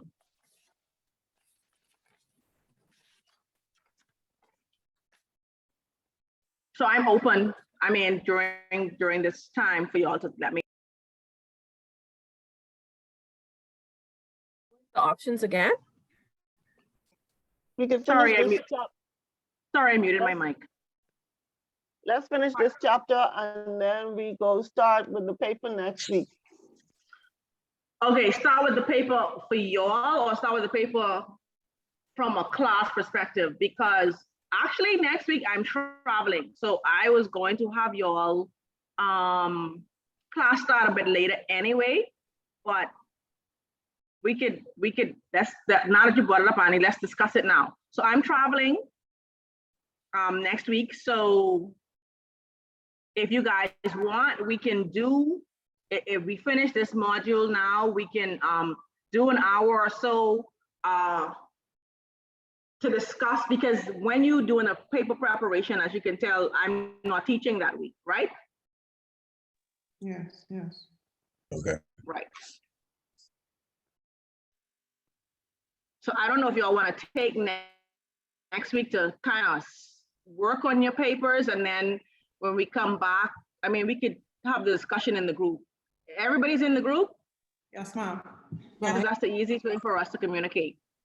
Yes. I'm not in the group yet. Okay, so Elizabeth, send me your PM me, direct message me right now, your phone number, and I can add you. Because I want y'all to have time to work on your papers. This module has a lot of appendices, but it doesn't have, you know, we're already on page 11. It only has up to page 30, to be honest, with the work. Everything else is appendices, talking about Basel, the Accords, and those are very, very important. So we definitely have to go through them. But y'all could determine the time you all think you're going to need to work on the papers, because I think 4 weeks isn't a very long time to work on a paper, especially if this is something new to you. So we're going to continue and try to get through, or we're going to, let's. I'm okay with continuing, but I can't speak for everybody. Okay. I hope we could just focus more on the questions. You're breaking up, Sam. No, perhaps if you read the questions, we can more focus what we're doing here today, because you mentioned Basel III Accord, and you can put some of that in the papers, but these questions from what I'm reading, you're not going to use too much Basel on answering these. So, okay, Sam, you're in and out. I can't hear. I'm going to type.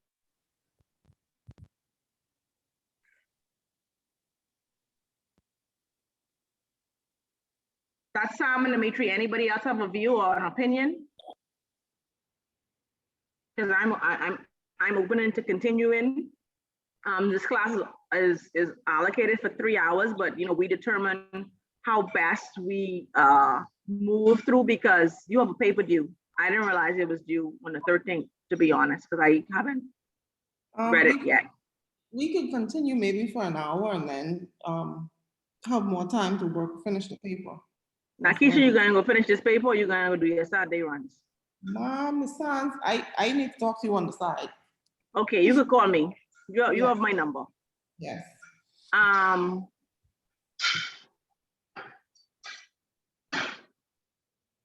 So Sam is saying the questions are more focused on the regulatory authorities. I think we should look at the questions than focusing on the module.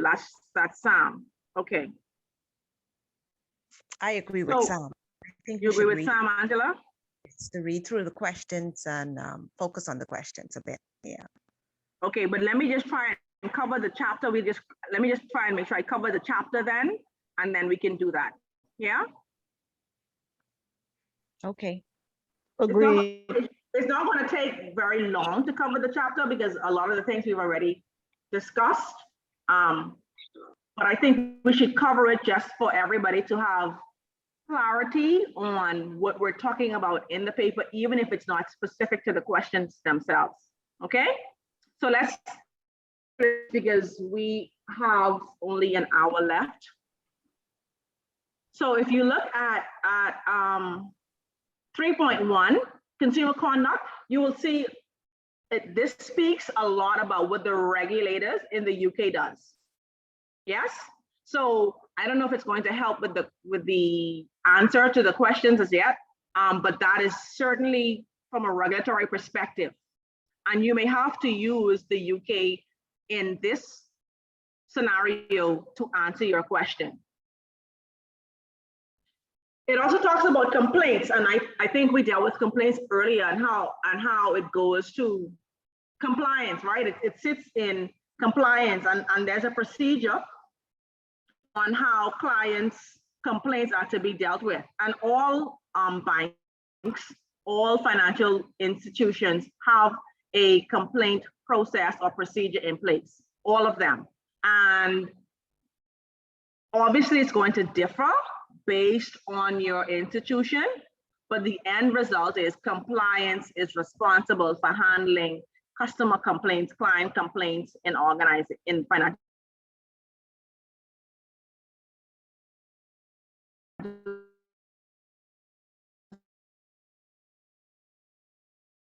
services organization. That you're supposed to have one, then it's going to be an issue. So compliance keeps that logs, they record the complaints, they have to ensure that the complaints are followed up in a timely manner, because some banks give you a promise. We promise to answer you in 48 hours. Even if that's not the final answer, they promise to get in contact with the customer within 48 hours. And so all of those things have to be logged, but it has to go based on the process that the institution has put in place. Yes? Yes. Market conduct. We talked about how the markets behave and how they should behave, because not all the time they behave in the way that they do, right? We talk about integrity in the markets and stability, and how sometimes the market doesn't always do what's best for the customers, they do what's best for themselves. But according to the UK, there are lots of guidance as it relates to market conduct, because you have to have policies around it as well, because like there's a conflict of interest, right? You and I both know that there are times that you would find yourself in a position where you're conflicted. There should be rules around conflicts. Not every conflict have to be exited, right? But there should be mitigating standards around any conflict. And so a conflict of interest policy would speak to what happens when there's a conflict of interest. Also, for those who work in financial services or in banks, you have to have a personal account dealing policy, because you can't be trading for yourself and trading for the client, and then you ain't checking for the client's accounts. You only worry about your trading account because you're making that money. You understand what I'm saying? So the policies have to be in place to ensure that the market providers, that's the employees of the institution, that they behave in a certain way. And so, Dimitri, this speaks to what you were talking about earlier. Once these policies are in place, this is how the company itself forces their employees to have character, even if you don't. You see what I'm saying? Because there's a policy you're going to breach if you act outside of character, if you don't have integrity. Yeah? And then the firms are also required to train. You can't expect your employees to know certain things if you don't train them. You have to train your employees. They have to know what the policies are. They have to know what the procedures are. They have to know what their responsibilities are and their obligations. Because how can you have consequences if you ain't telling me what I was doing was wrong? Right? Correct. Right. And then you have to also ensure that all of the monitoring tools are in place.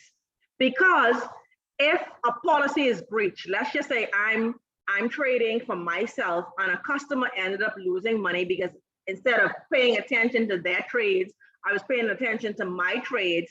That has to be monitored. It's not going to be noticed if it's not monitored.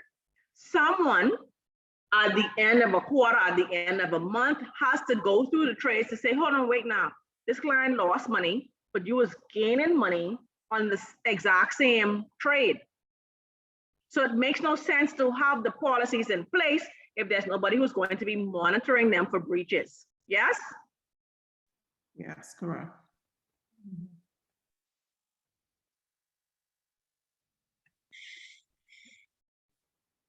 Agreed. Okay, I need to take a 5-minute break. I will be right back. Okay.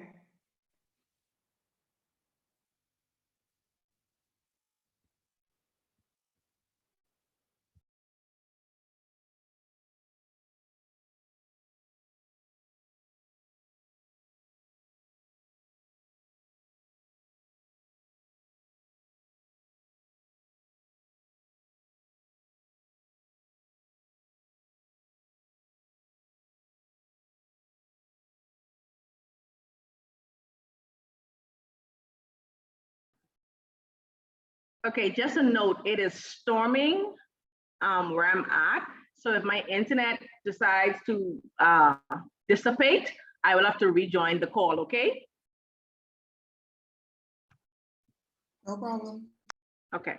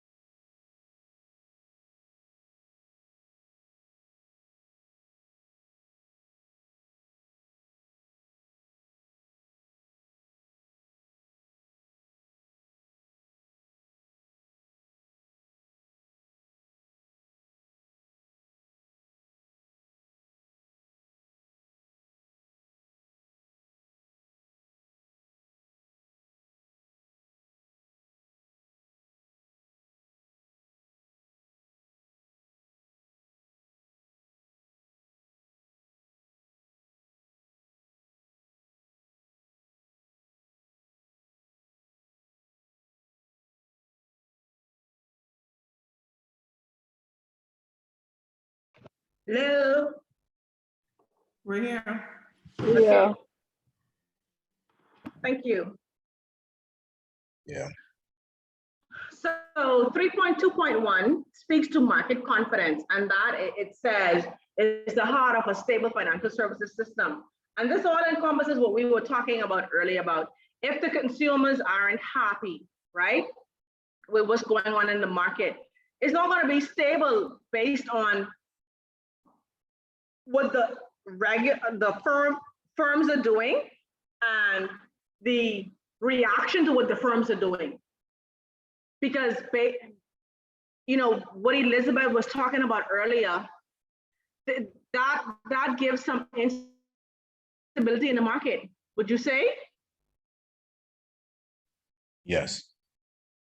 Even in terms of consumer confidence. Because like she said, like you said, Dimitri, as well, if we're not confident in their ability to provide a service to us, we're going to back away, right? We're going to walk away. We're going to stop doing businesses with them. And once we stop doing businesses with financial services companies, we all know money have to move. So if it's not moving through the regulated financial services entities, that means it's moving underground. And once it moves underground, there's no way to track, monitor. You see what I'm saying? So this is very important for the customers to have confidence in the players in the market. And that only happens when the players in the market acts in the best interest of not only themselves, but in the best interest of their customers. And so it's a tight balancing act. And because we don't have any regulator that regulates consumer conduct and behaviors, even though our financial services is very stable, there are times when certain institutions cause a little panic. And just use that example that was used earlier, there was panic when there's like, what? No $20 coming out of the ATMs? Like how people who only have $30 are supposed to make it, right? But how long did that last though? And so how are we going to have change or affect change if it blows over in a week or two? Yeah? Correct. Oh, boy.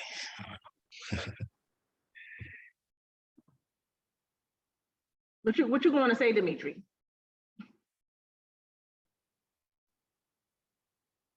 All I want to say is, the government can regulate a lot of things, but they can't seem to be able to regulate others. That's all I want to say. Well, until one of us sit around the table, we just have to agitate from where we are. And I'm sure any of us will sit around the table because here again, based on the culture, do you really want to get into that space? You know what I mean? Agreed. So Agreed. maintaining the stability of markets is critical to maintaining investor confidence. And by investor, we don't necessarily talk about people who just invest in money, but we're talking about people, banking clients on the whole, right? Because the mere fact that you putting your money in a bank, you're taking a risk. Because who tell you they can stay open? Right. Yes, there's the insurance, but how many of you know what the amount is that the insurance covers? Does anybody know what the insurance covers? Is it up to 50K? Exactly, per account. So if you get 54K in one account and 60 in one account and the bank closing, how much do you think you're getting? 50. Oh, okay. No. 50 for each, right, Ms. Hans, you said? Yeah, it's 50 per account. Okay. But then You lose 14. going back to what Elizabeth has said, if you want to have 100,000, you're getting a little interest. So you know, it's a risk, right? Y'all see where I going with that? Yes, ma'am. Oh, yeah. If they're there tomorrow, one of them shut down, or you know, an institution have to close their doors, what y'all think gonna happen? I'm gonna leave that right there.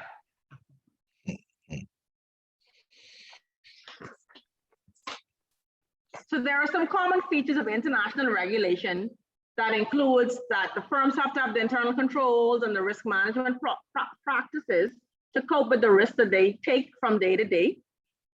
Firms have to have sufficient liquidity to meet their obligations, and senior managers responsible for running the firm, they have to meet appropriate tests of honesty and personal integrity. Here goes Dimitri's word again: competence and skill and experience. But you just can't buy that integrity, right? You have to have that intrinsically, and you have to have it coming from the bank that kind of forces you into doing certain things based on the policies that are in place. So in most sectors, minimum capital requirements are formulated by international bodies and adopted into local regulation. And then it goes on to talk about in Europe what happens, right? They have all of their directives. And there are lots of directives in Europe because the financial system is, I mean, we're well regulated in the Bahamas, I must admit. But they have, because of how Europe is structured, they have a lot of directives as it relates to the markets, how they try to keep the market stable from a regulatory perspective. And then there are some examples here. And then we move to Prudential Compliance, which is regulation, right? Prudential regulation is the means by which the stability of the financial services industry is underpinned. It takes two forms: macro-prudential regulation and micro-prudential regulation. This is where you're going to try and get your best responses from for your paper, because prudential compliance speaks from the regulatory's perspective, okay?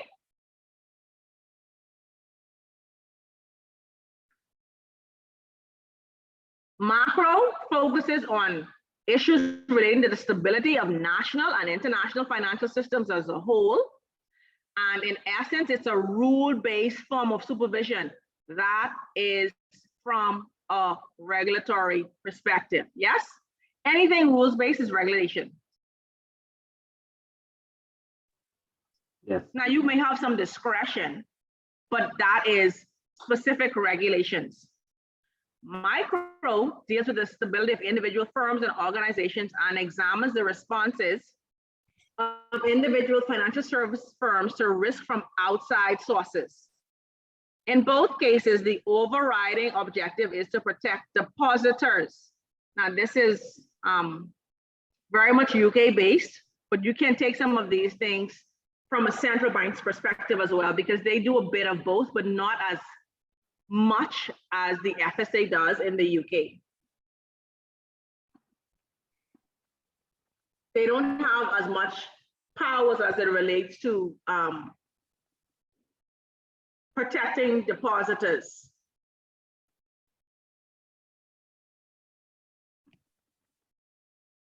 And we can see that just based on the example that was just given and their response. Don't forget, I need you all to go and find the response of the central bank, which is the primary regulator of financial services companies in the Bahamas, to what Elizabeth was speaking to, okay? And let's see what your take is on it. So senior management has their own responsibility, right? And they should be the pin between prudential regulation and corporate governance, because it's the hierarchy is as such.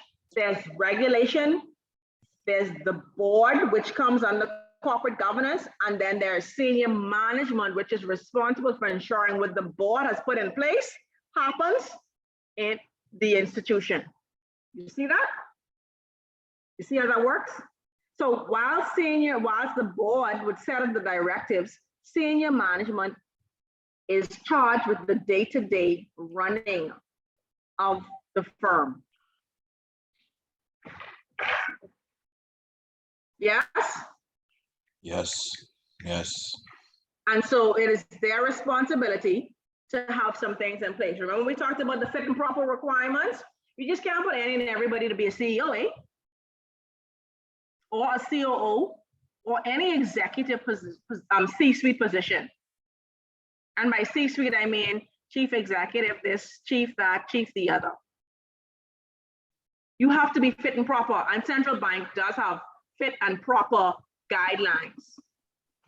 So you definitely need to go to central bank website and to see what the central bank says as it relates to their fit and proper guidelines. And then there's the Basel Accords.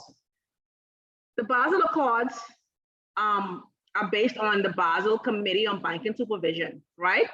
And I can tell you that when you're dealing with risk, this is a huge, huge, huge, huge, huge part of risk frameworks, risk management frameworks in institutions. Because this is a standard that all financial institutions, especially the ones in the Bahamas for sure, right? They work around this accord. So Basel 1, they're Basel 2, they're Basel 3, and they deal with certain prudential regulations. They kind of list out in written form minimum standards and how they expect banks to be capitalized. They talk about risk-weighted assets. They talk about ratios. All of these things come under prudential regulation because you don't have any leeway with certain things. The capital of a bank has to be X, Y, and Z, right? You don't have any leeway with that. So that's a prudential regulatory initiative. So you please ensure that you read all of the Basel Accords.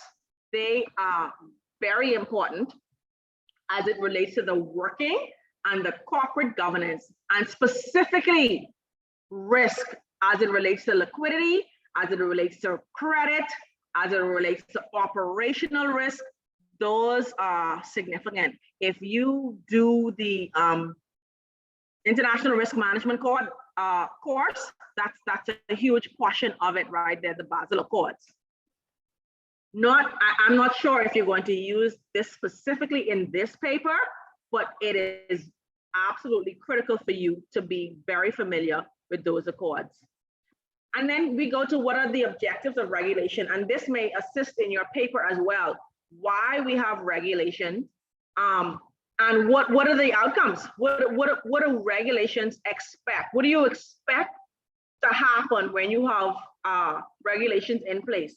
Not only for consumers, but also for the institutions, right? And also to reduce risk, you reduce financial crime, you enhance consumer confidence, you promote and protect the market's reputation. All of these things come from having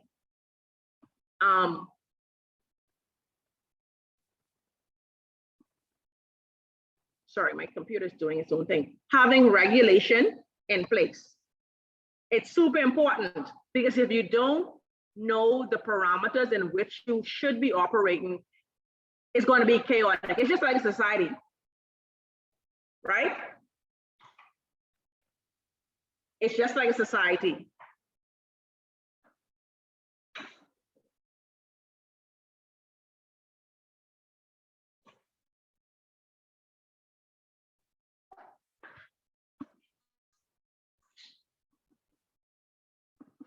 Okay, my laptop is doing its own thing, so I'm going to join on my phone. Okay, give me 1 second.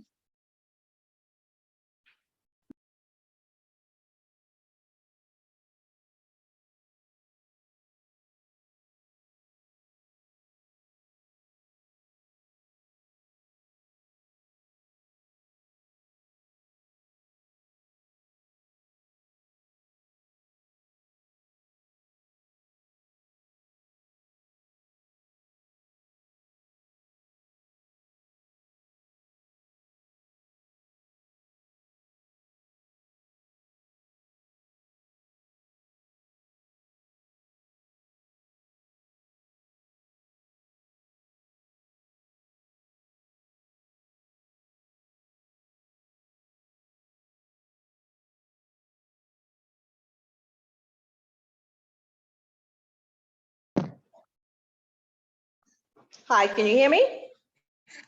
Yes, ma'am. Okay, sorry about that.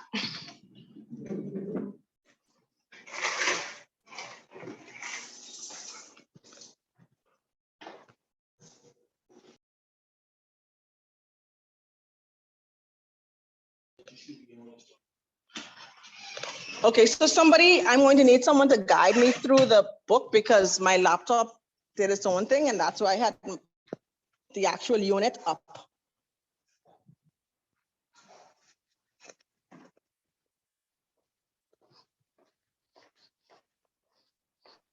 Okay, you know what we're going to do? Let's pause for the book right there. Let's go through the question, and then we could discuss the other two modules. If not on WhatsApp, then we can do it next week. Right. So Sam, can you read the question for me? Because I don't have it up anymore. Will do. Can you hear me clearly? Yes, I can. Okay, so it's a 5-part question. Question 1 says, define consumer conduct and explain its importance, highlighting the benefits of good conduct for a range of stakeholders. Support your answer with relevant examples. Question 1. Do you want me to go through all of them, or we just talk about question 1? Okay, read that again because you were in and out. I was able to hear you clearly at first, and then you kind of went out, or maybe it's my phone. Okay. Read question 1 again for me, and then we're going to talk about the questions briefly after you've read all of them.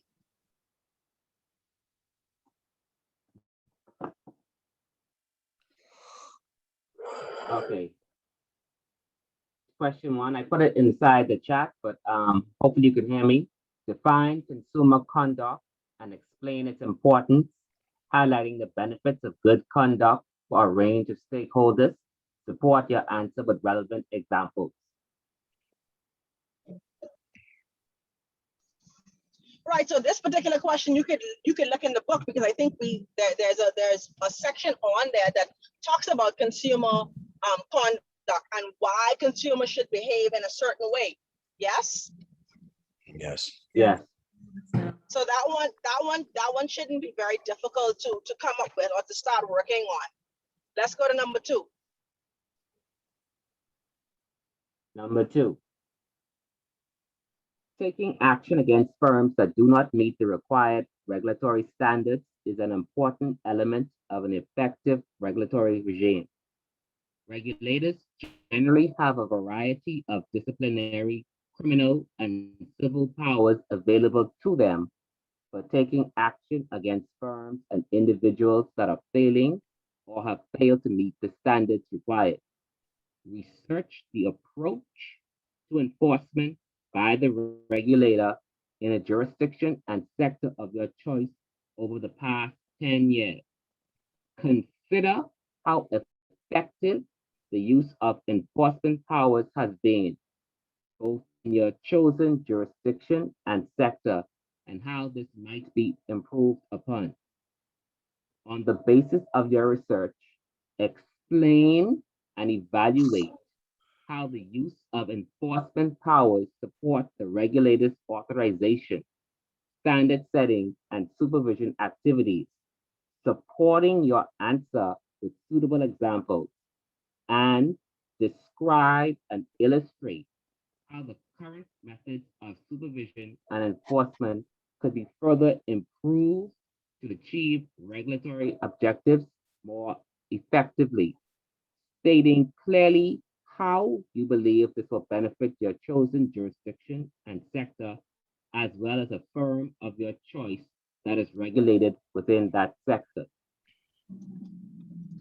Now that question could be answered using the central bank because they have administrative policies, they have them all documented. You can go and you can see how over the years they've been getting better at making them a bit more stringent. Now, as it relates to example, you may have a challenge there, but you are definitely going to be able to find that information out. And then once you find the information using the central bank's their guidelines, you're going to be able to offer suggestions on how you think it works and how you think it could be improved. That question actually came up in the last 2 years, or a similar question. And so I know that the answers are, you can use the Bahamas regulatory framework to answer that question for sure. Can I go to the gaming board?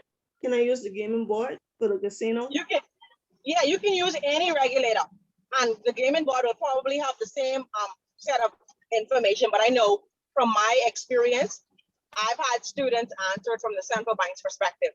But yes, definitely, Annie, you could use the gaming board. And you, Keisha, if you have to. Yes, ma'am. Thank you. Thank you. Okay, the next question. Yes, please, Sam. And anybody have any other questions with that? I mean, and you may not have known that, but the central bank does have administrative policies. You can just look it up. They actually have a document. So you can go and you can find it. And you can also find in their AML guidelines, they will tell you when you breach the FTRA and whatever guidelines they have written based on the FTRA, what the penalties are. It's all there. Ms. So Sam, you can read. Hi. sorry, go on. I'll ask when you're done. No. I was just going to say that's where your reference, your source for your research should come from if you're using the central bank. And if you're using the gaming legislation, then you should know, where to find those things. Yeah, my question was just going to be kind of based on that. Does all of our answers have to be like banking related? Because that's always a challenge for me. I don't know. No, remember now they ask you could say the jurisdiction and you could say the firm. So if you choose gaming, then you choose your firm in gaming and you choose your gaming regulator. So it doesn't, remember, gaming comes in the financial services, but it doesn't have to be banking. Okay. If you worked in an insurance company, you should be able to do the same thing. Okay. Yeah. Everybody good with that? Dimitri, you okay with that? Maria? Yes, I'm good. Okay. Maria? I think she's having internet difficulties. Yeah, she mentioned that in the chat. Yeah, she did. When it raining, and so you all know these things work. Okay, Sam, you can read number 3 for me, please. Okay, question 3. Discuss how and why the approach to regulation has evolved over recent years. With the appropriate use of relevant examples, show how this has impacted upon the regulation of a firm regulated in a sector and jurisdiction of your choice from a practical perspective. Honestly, once you've done number 2 well, you can do number 3 very easily, because it just speaks to the evolving regulatory landscape. And as you know, in the last 5 years, from 2017, 2018, there has been a compendium of legislative changes that you can use to answer this question. Yes? Because that's the evolving nature of it. Y'all understanding what I'm saying? Yes. All of those acts that are 2018, 2018, 2018, 2018, you can go back and the time before that, and you can use the variations to show how it's been evolving. Okay? Okay. All right. Question 4.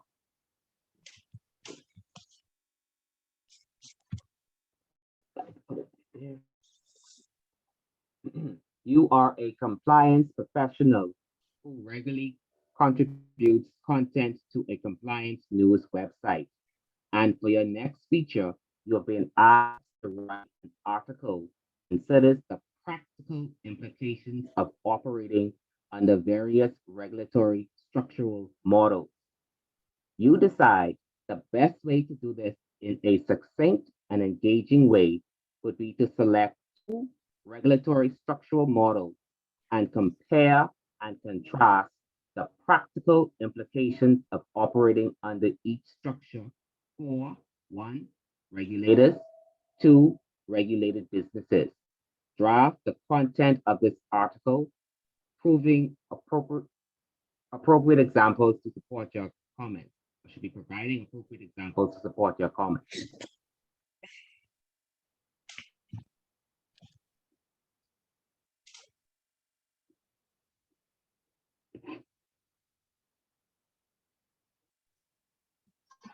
Now, I don't know how many of you all are compliance officers, but this one that we can discuss. But this isn't very difficult to answer either. Once you find the source material, and the source material is out there. Okay. We'll have some discussion in the WhatsApp group surrounding these questions, okay? Just to give Okay. you all some sort of encouragement. They're not as difficult as they appear to be. Okay. All right. You can read number 5 for me, Sam, please. You are recently appointed head of compliance of a newly formed business with an international client base that is regulated in a jurisdiction and sector of your choice. You have been invited to attend the next board meeting. In preparation for this, the board of directors has requested that you provide them with a short report outlining 2 significant recent or impending international initiatives or any other international regulatory developments that may have an impact upon the business, either now or in the near future. Your report should also make clear what the main challenges are for the firm in respect of these 2 international developments and why you believe this to be the case. It should also provide a clear, high-level indication of how these challenges might be managed. Mm, So when we talk about the international challenges, we have to look to international initiatives, right? yes. Yeah. Right. So you have to think back from AML. Yeah. International initiatives that you would have covered from an AML perspective that institutions are faced with, right? Implementing the international initiatives and how they would challenge the firm that you choose. Think about some international initiatives. What are some of them that we talk about? CRS, you had the FATCA, you have CESRA, you have lots of international initiatives that have now been promulgated throughout the financial services industry. How have they challenged your business? That's all they're asking.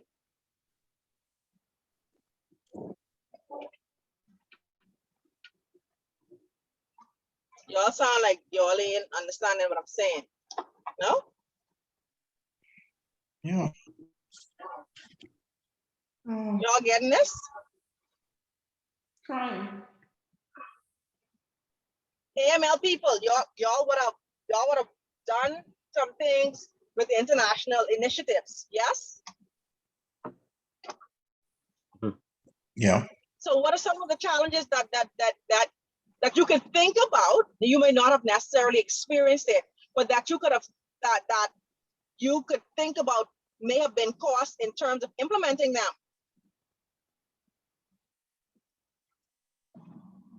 Cost, resources, all of those things. Yeah. Yeah, there was Yeah? definitely a cost. Oh, There was definitely. definitely a cost to CRS because you have to change your software or have have a module placed in your software to calculate or get the information that's required to send to the Ministry of Finance as the competent authority to send off to the other regulators. So there's a cost in software. there's a cost in the learning curve of understanding the documentations themselves and what they're asking the bank to give out. So yeah, there are plenty costs related in those initiatives. Right, and then there's resources, Yes. because this is speaking to implementing, right? Yes. So you can't implement if you don't got the money, if you don't got the people, if you don't got the know-how. So there's also a training challenge Yes. that could arise. Yes. Yes, Mhm. y'all see that? Yeah. And especially if the organization wasn't capturing information like Because I said, required, then you needed to change, and that costs money. Exactly. Until you also have to train your people up to speed. Because let's take a look at some of the initiatives. A lot of them has been tax-based. Yes. We aren't accustomed to some of those things in the Bahamas. So what has to happen? We had to now be trained on tax initiatives and how Yes, they affect citizens of other countries, especially if you're talking about international banking, because these are international initiatives. And a lot of them would relate to clients in other countries, but they have banking relationships with the Bahamas, right? yes. Right. So Like, for we don't have those in gaming, we're going to have to find things for you guys, but for certainly banking, and you can, I mean, you don't have, all of your answers don't have to be gaming. As you can see, they give you options all the time for you to choose your jurisdiction and choose the industry. So not because one of your answers are gaming or banking, they all have to be, okay? So I don't want y'all to get stuck in that trap. Yes, ma'am. You were saying something, Sam, sorry. Yeah, no problem. I was just saying, even though we don't have a lot of multinational companies here, the initiative that's just being settled with the G7, G10, G20 groups of countries with the 15% tax that they're going to be implementing now. That's another thing. So the ones that do have international, multinational companies have to be aware of. Since we're speaking about tax initiatives. Agreed.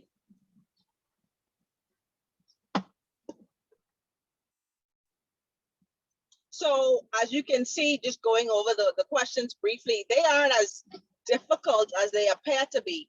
And all of those responses, you can find examples in the Bahamas. You just have to search.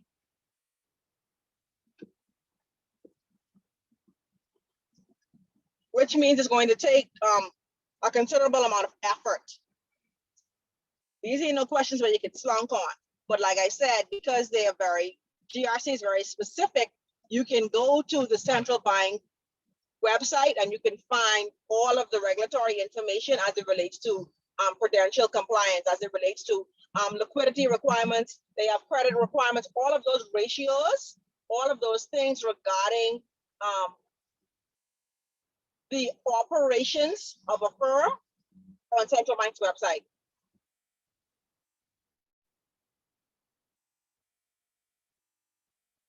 Yes?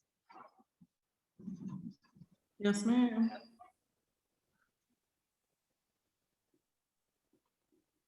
So what I want y'all to do is start to look at questions 1 and 2 and see if you can come up with a draft so that when we next meet, we can have discussions around those drafts. I think if we do them in bite sizes, it'll be better than trying to do all 5 in one session. What y'all think? Makes sense, yes. Amen. Amen. Agreed. So that's what we're going to do. We're going to stop here for today and we're going to do write a draft of questions 1 and 2. And you're also going to look up the response of the central bank, because here again, that's a regulator speaking to something that's happening in the markets. Yes. And we're going to discuss all of them next week. Now, next week, I'm going to have to ask you to change the time a bit. It's going to be within the same time, but we may start a bit later, okay? But obviously I'll put that in the group. Okay. So Purita, do If anybody has challenges during the week, pardon? we send you the drafts, we just keep them, or we just? Oh, no, I don't read drafts. Remember, you gotta, that's your draft. You Okay. keep them and we can discuss them.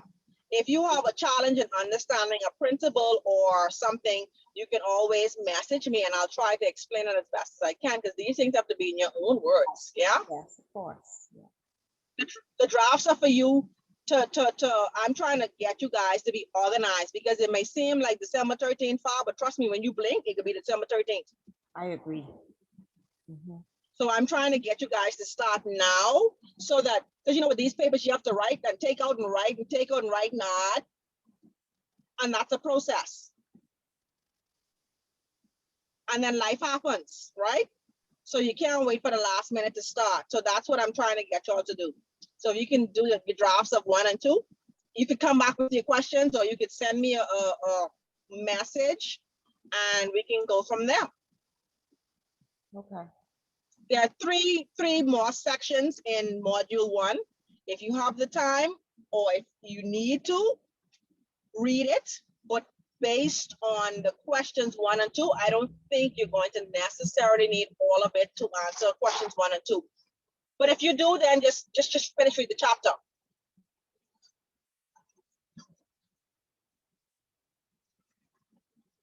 Okay? Yes, ma'am. Okay, Are we all clear? Okay. yes.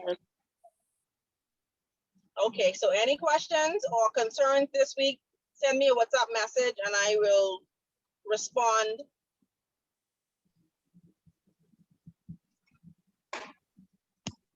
Okay.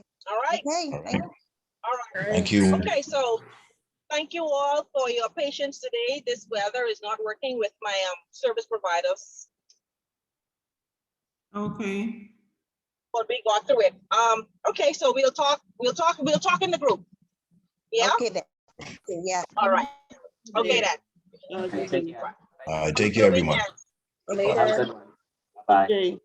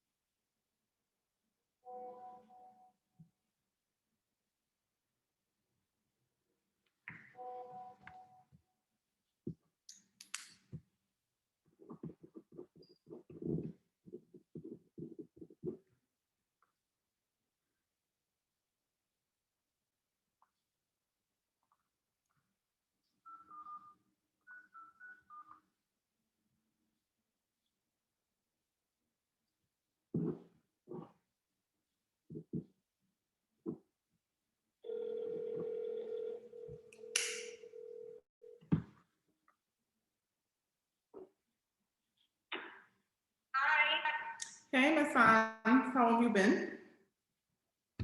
That's good, I'm doing well. So let me just lay out my situation. I need your advice on how, what you think I should do. So this class that we're in now, was this supposed to start on September 20th? Mm-hmm.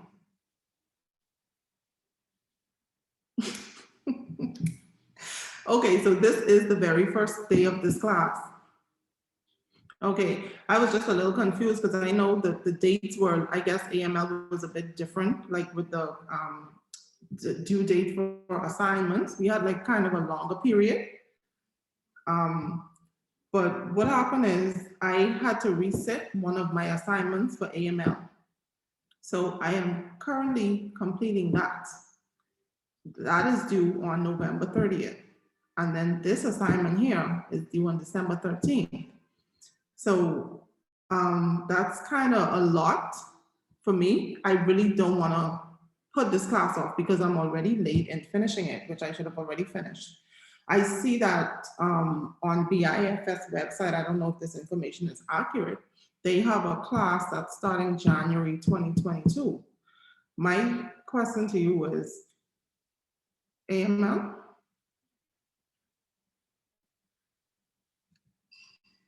Mm-hmm.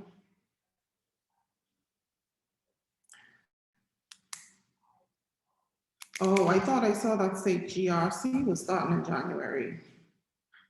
AML, okay, all right, so then, okay, that's not even an option anymore then, because I was just thinking if I should wait until January to start it, but if that's AML, then that means I would have to wait a whole nother year. I don't know. Try to get it done then.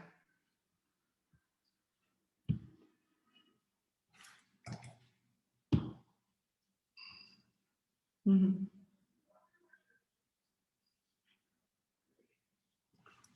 Mhm. Right. Right.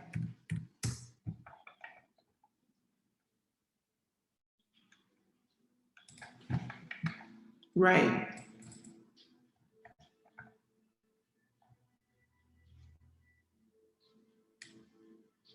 Okay. Right. Right. Right. Okay.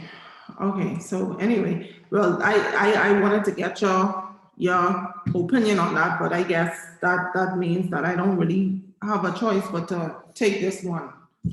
So yeah. Okay. All righty then.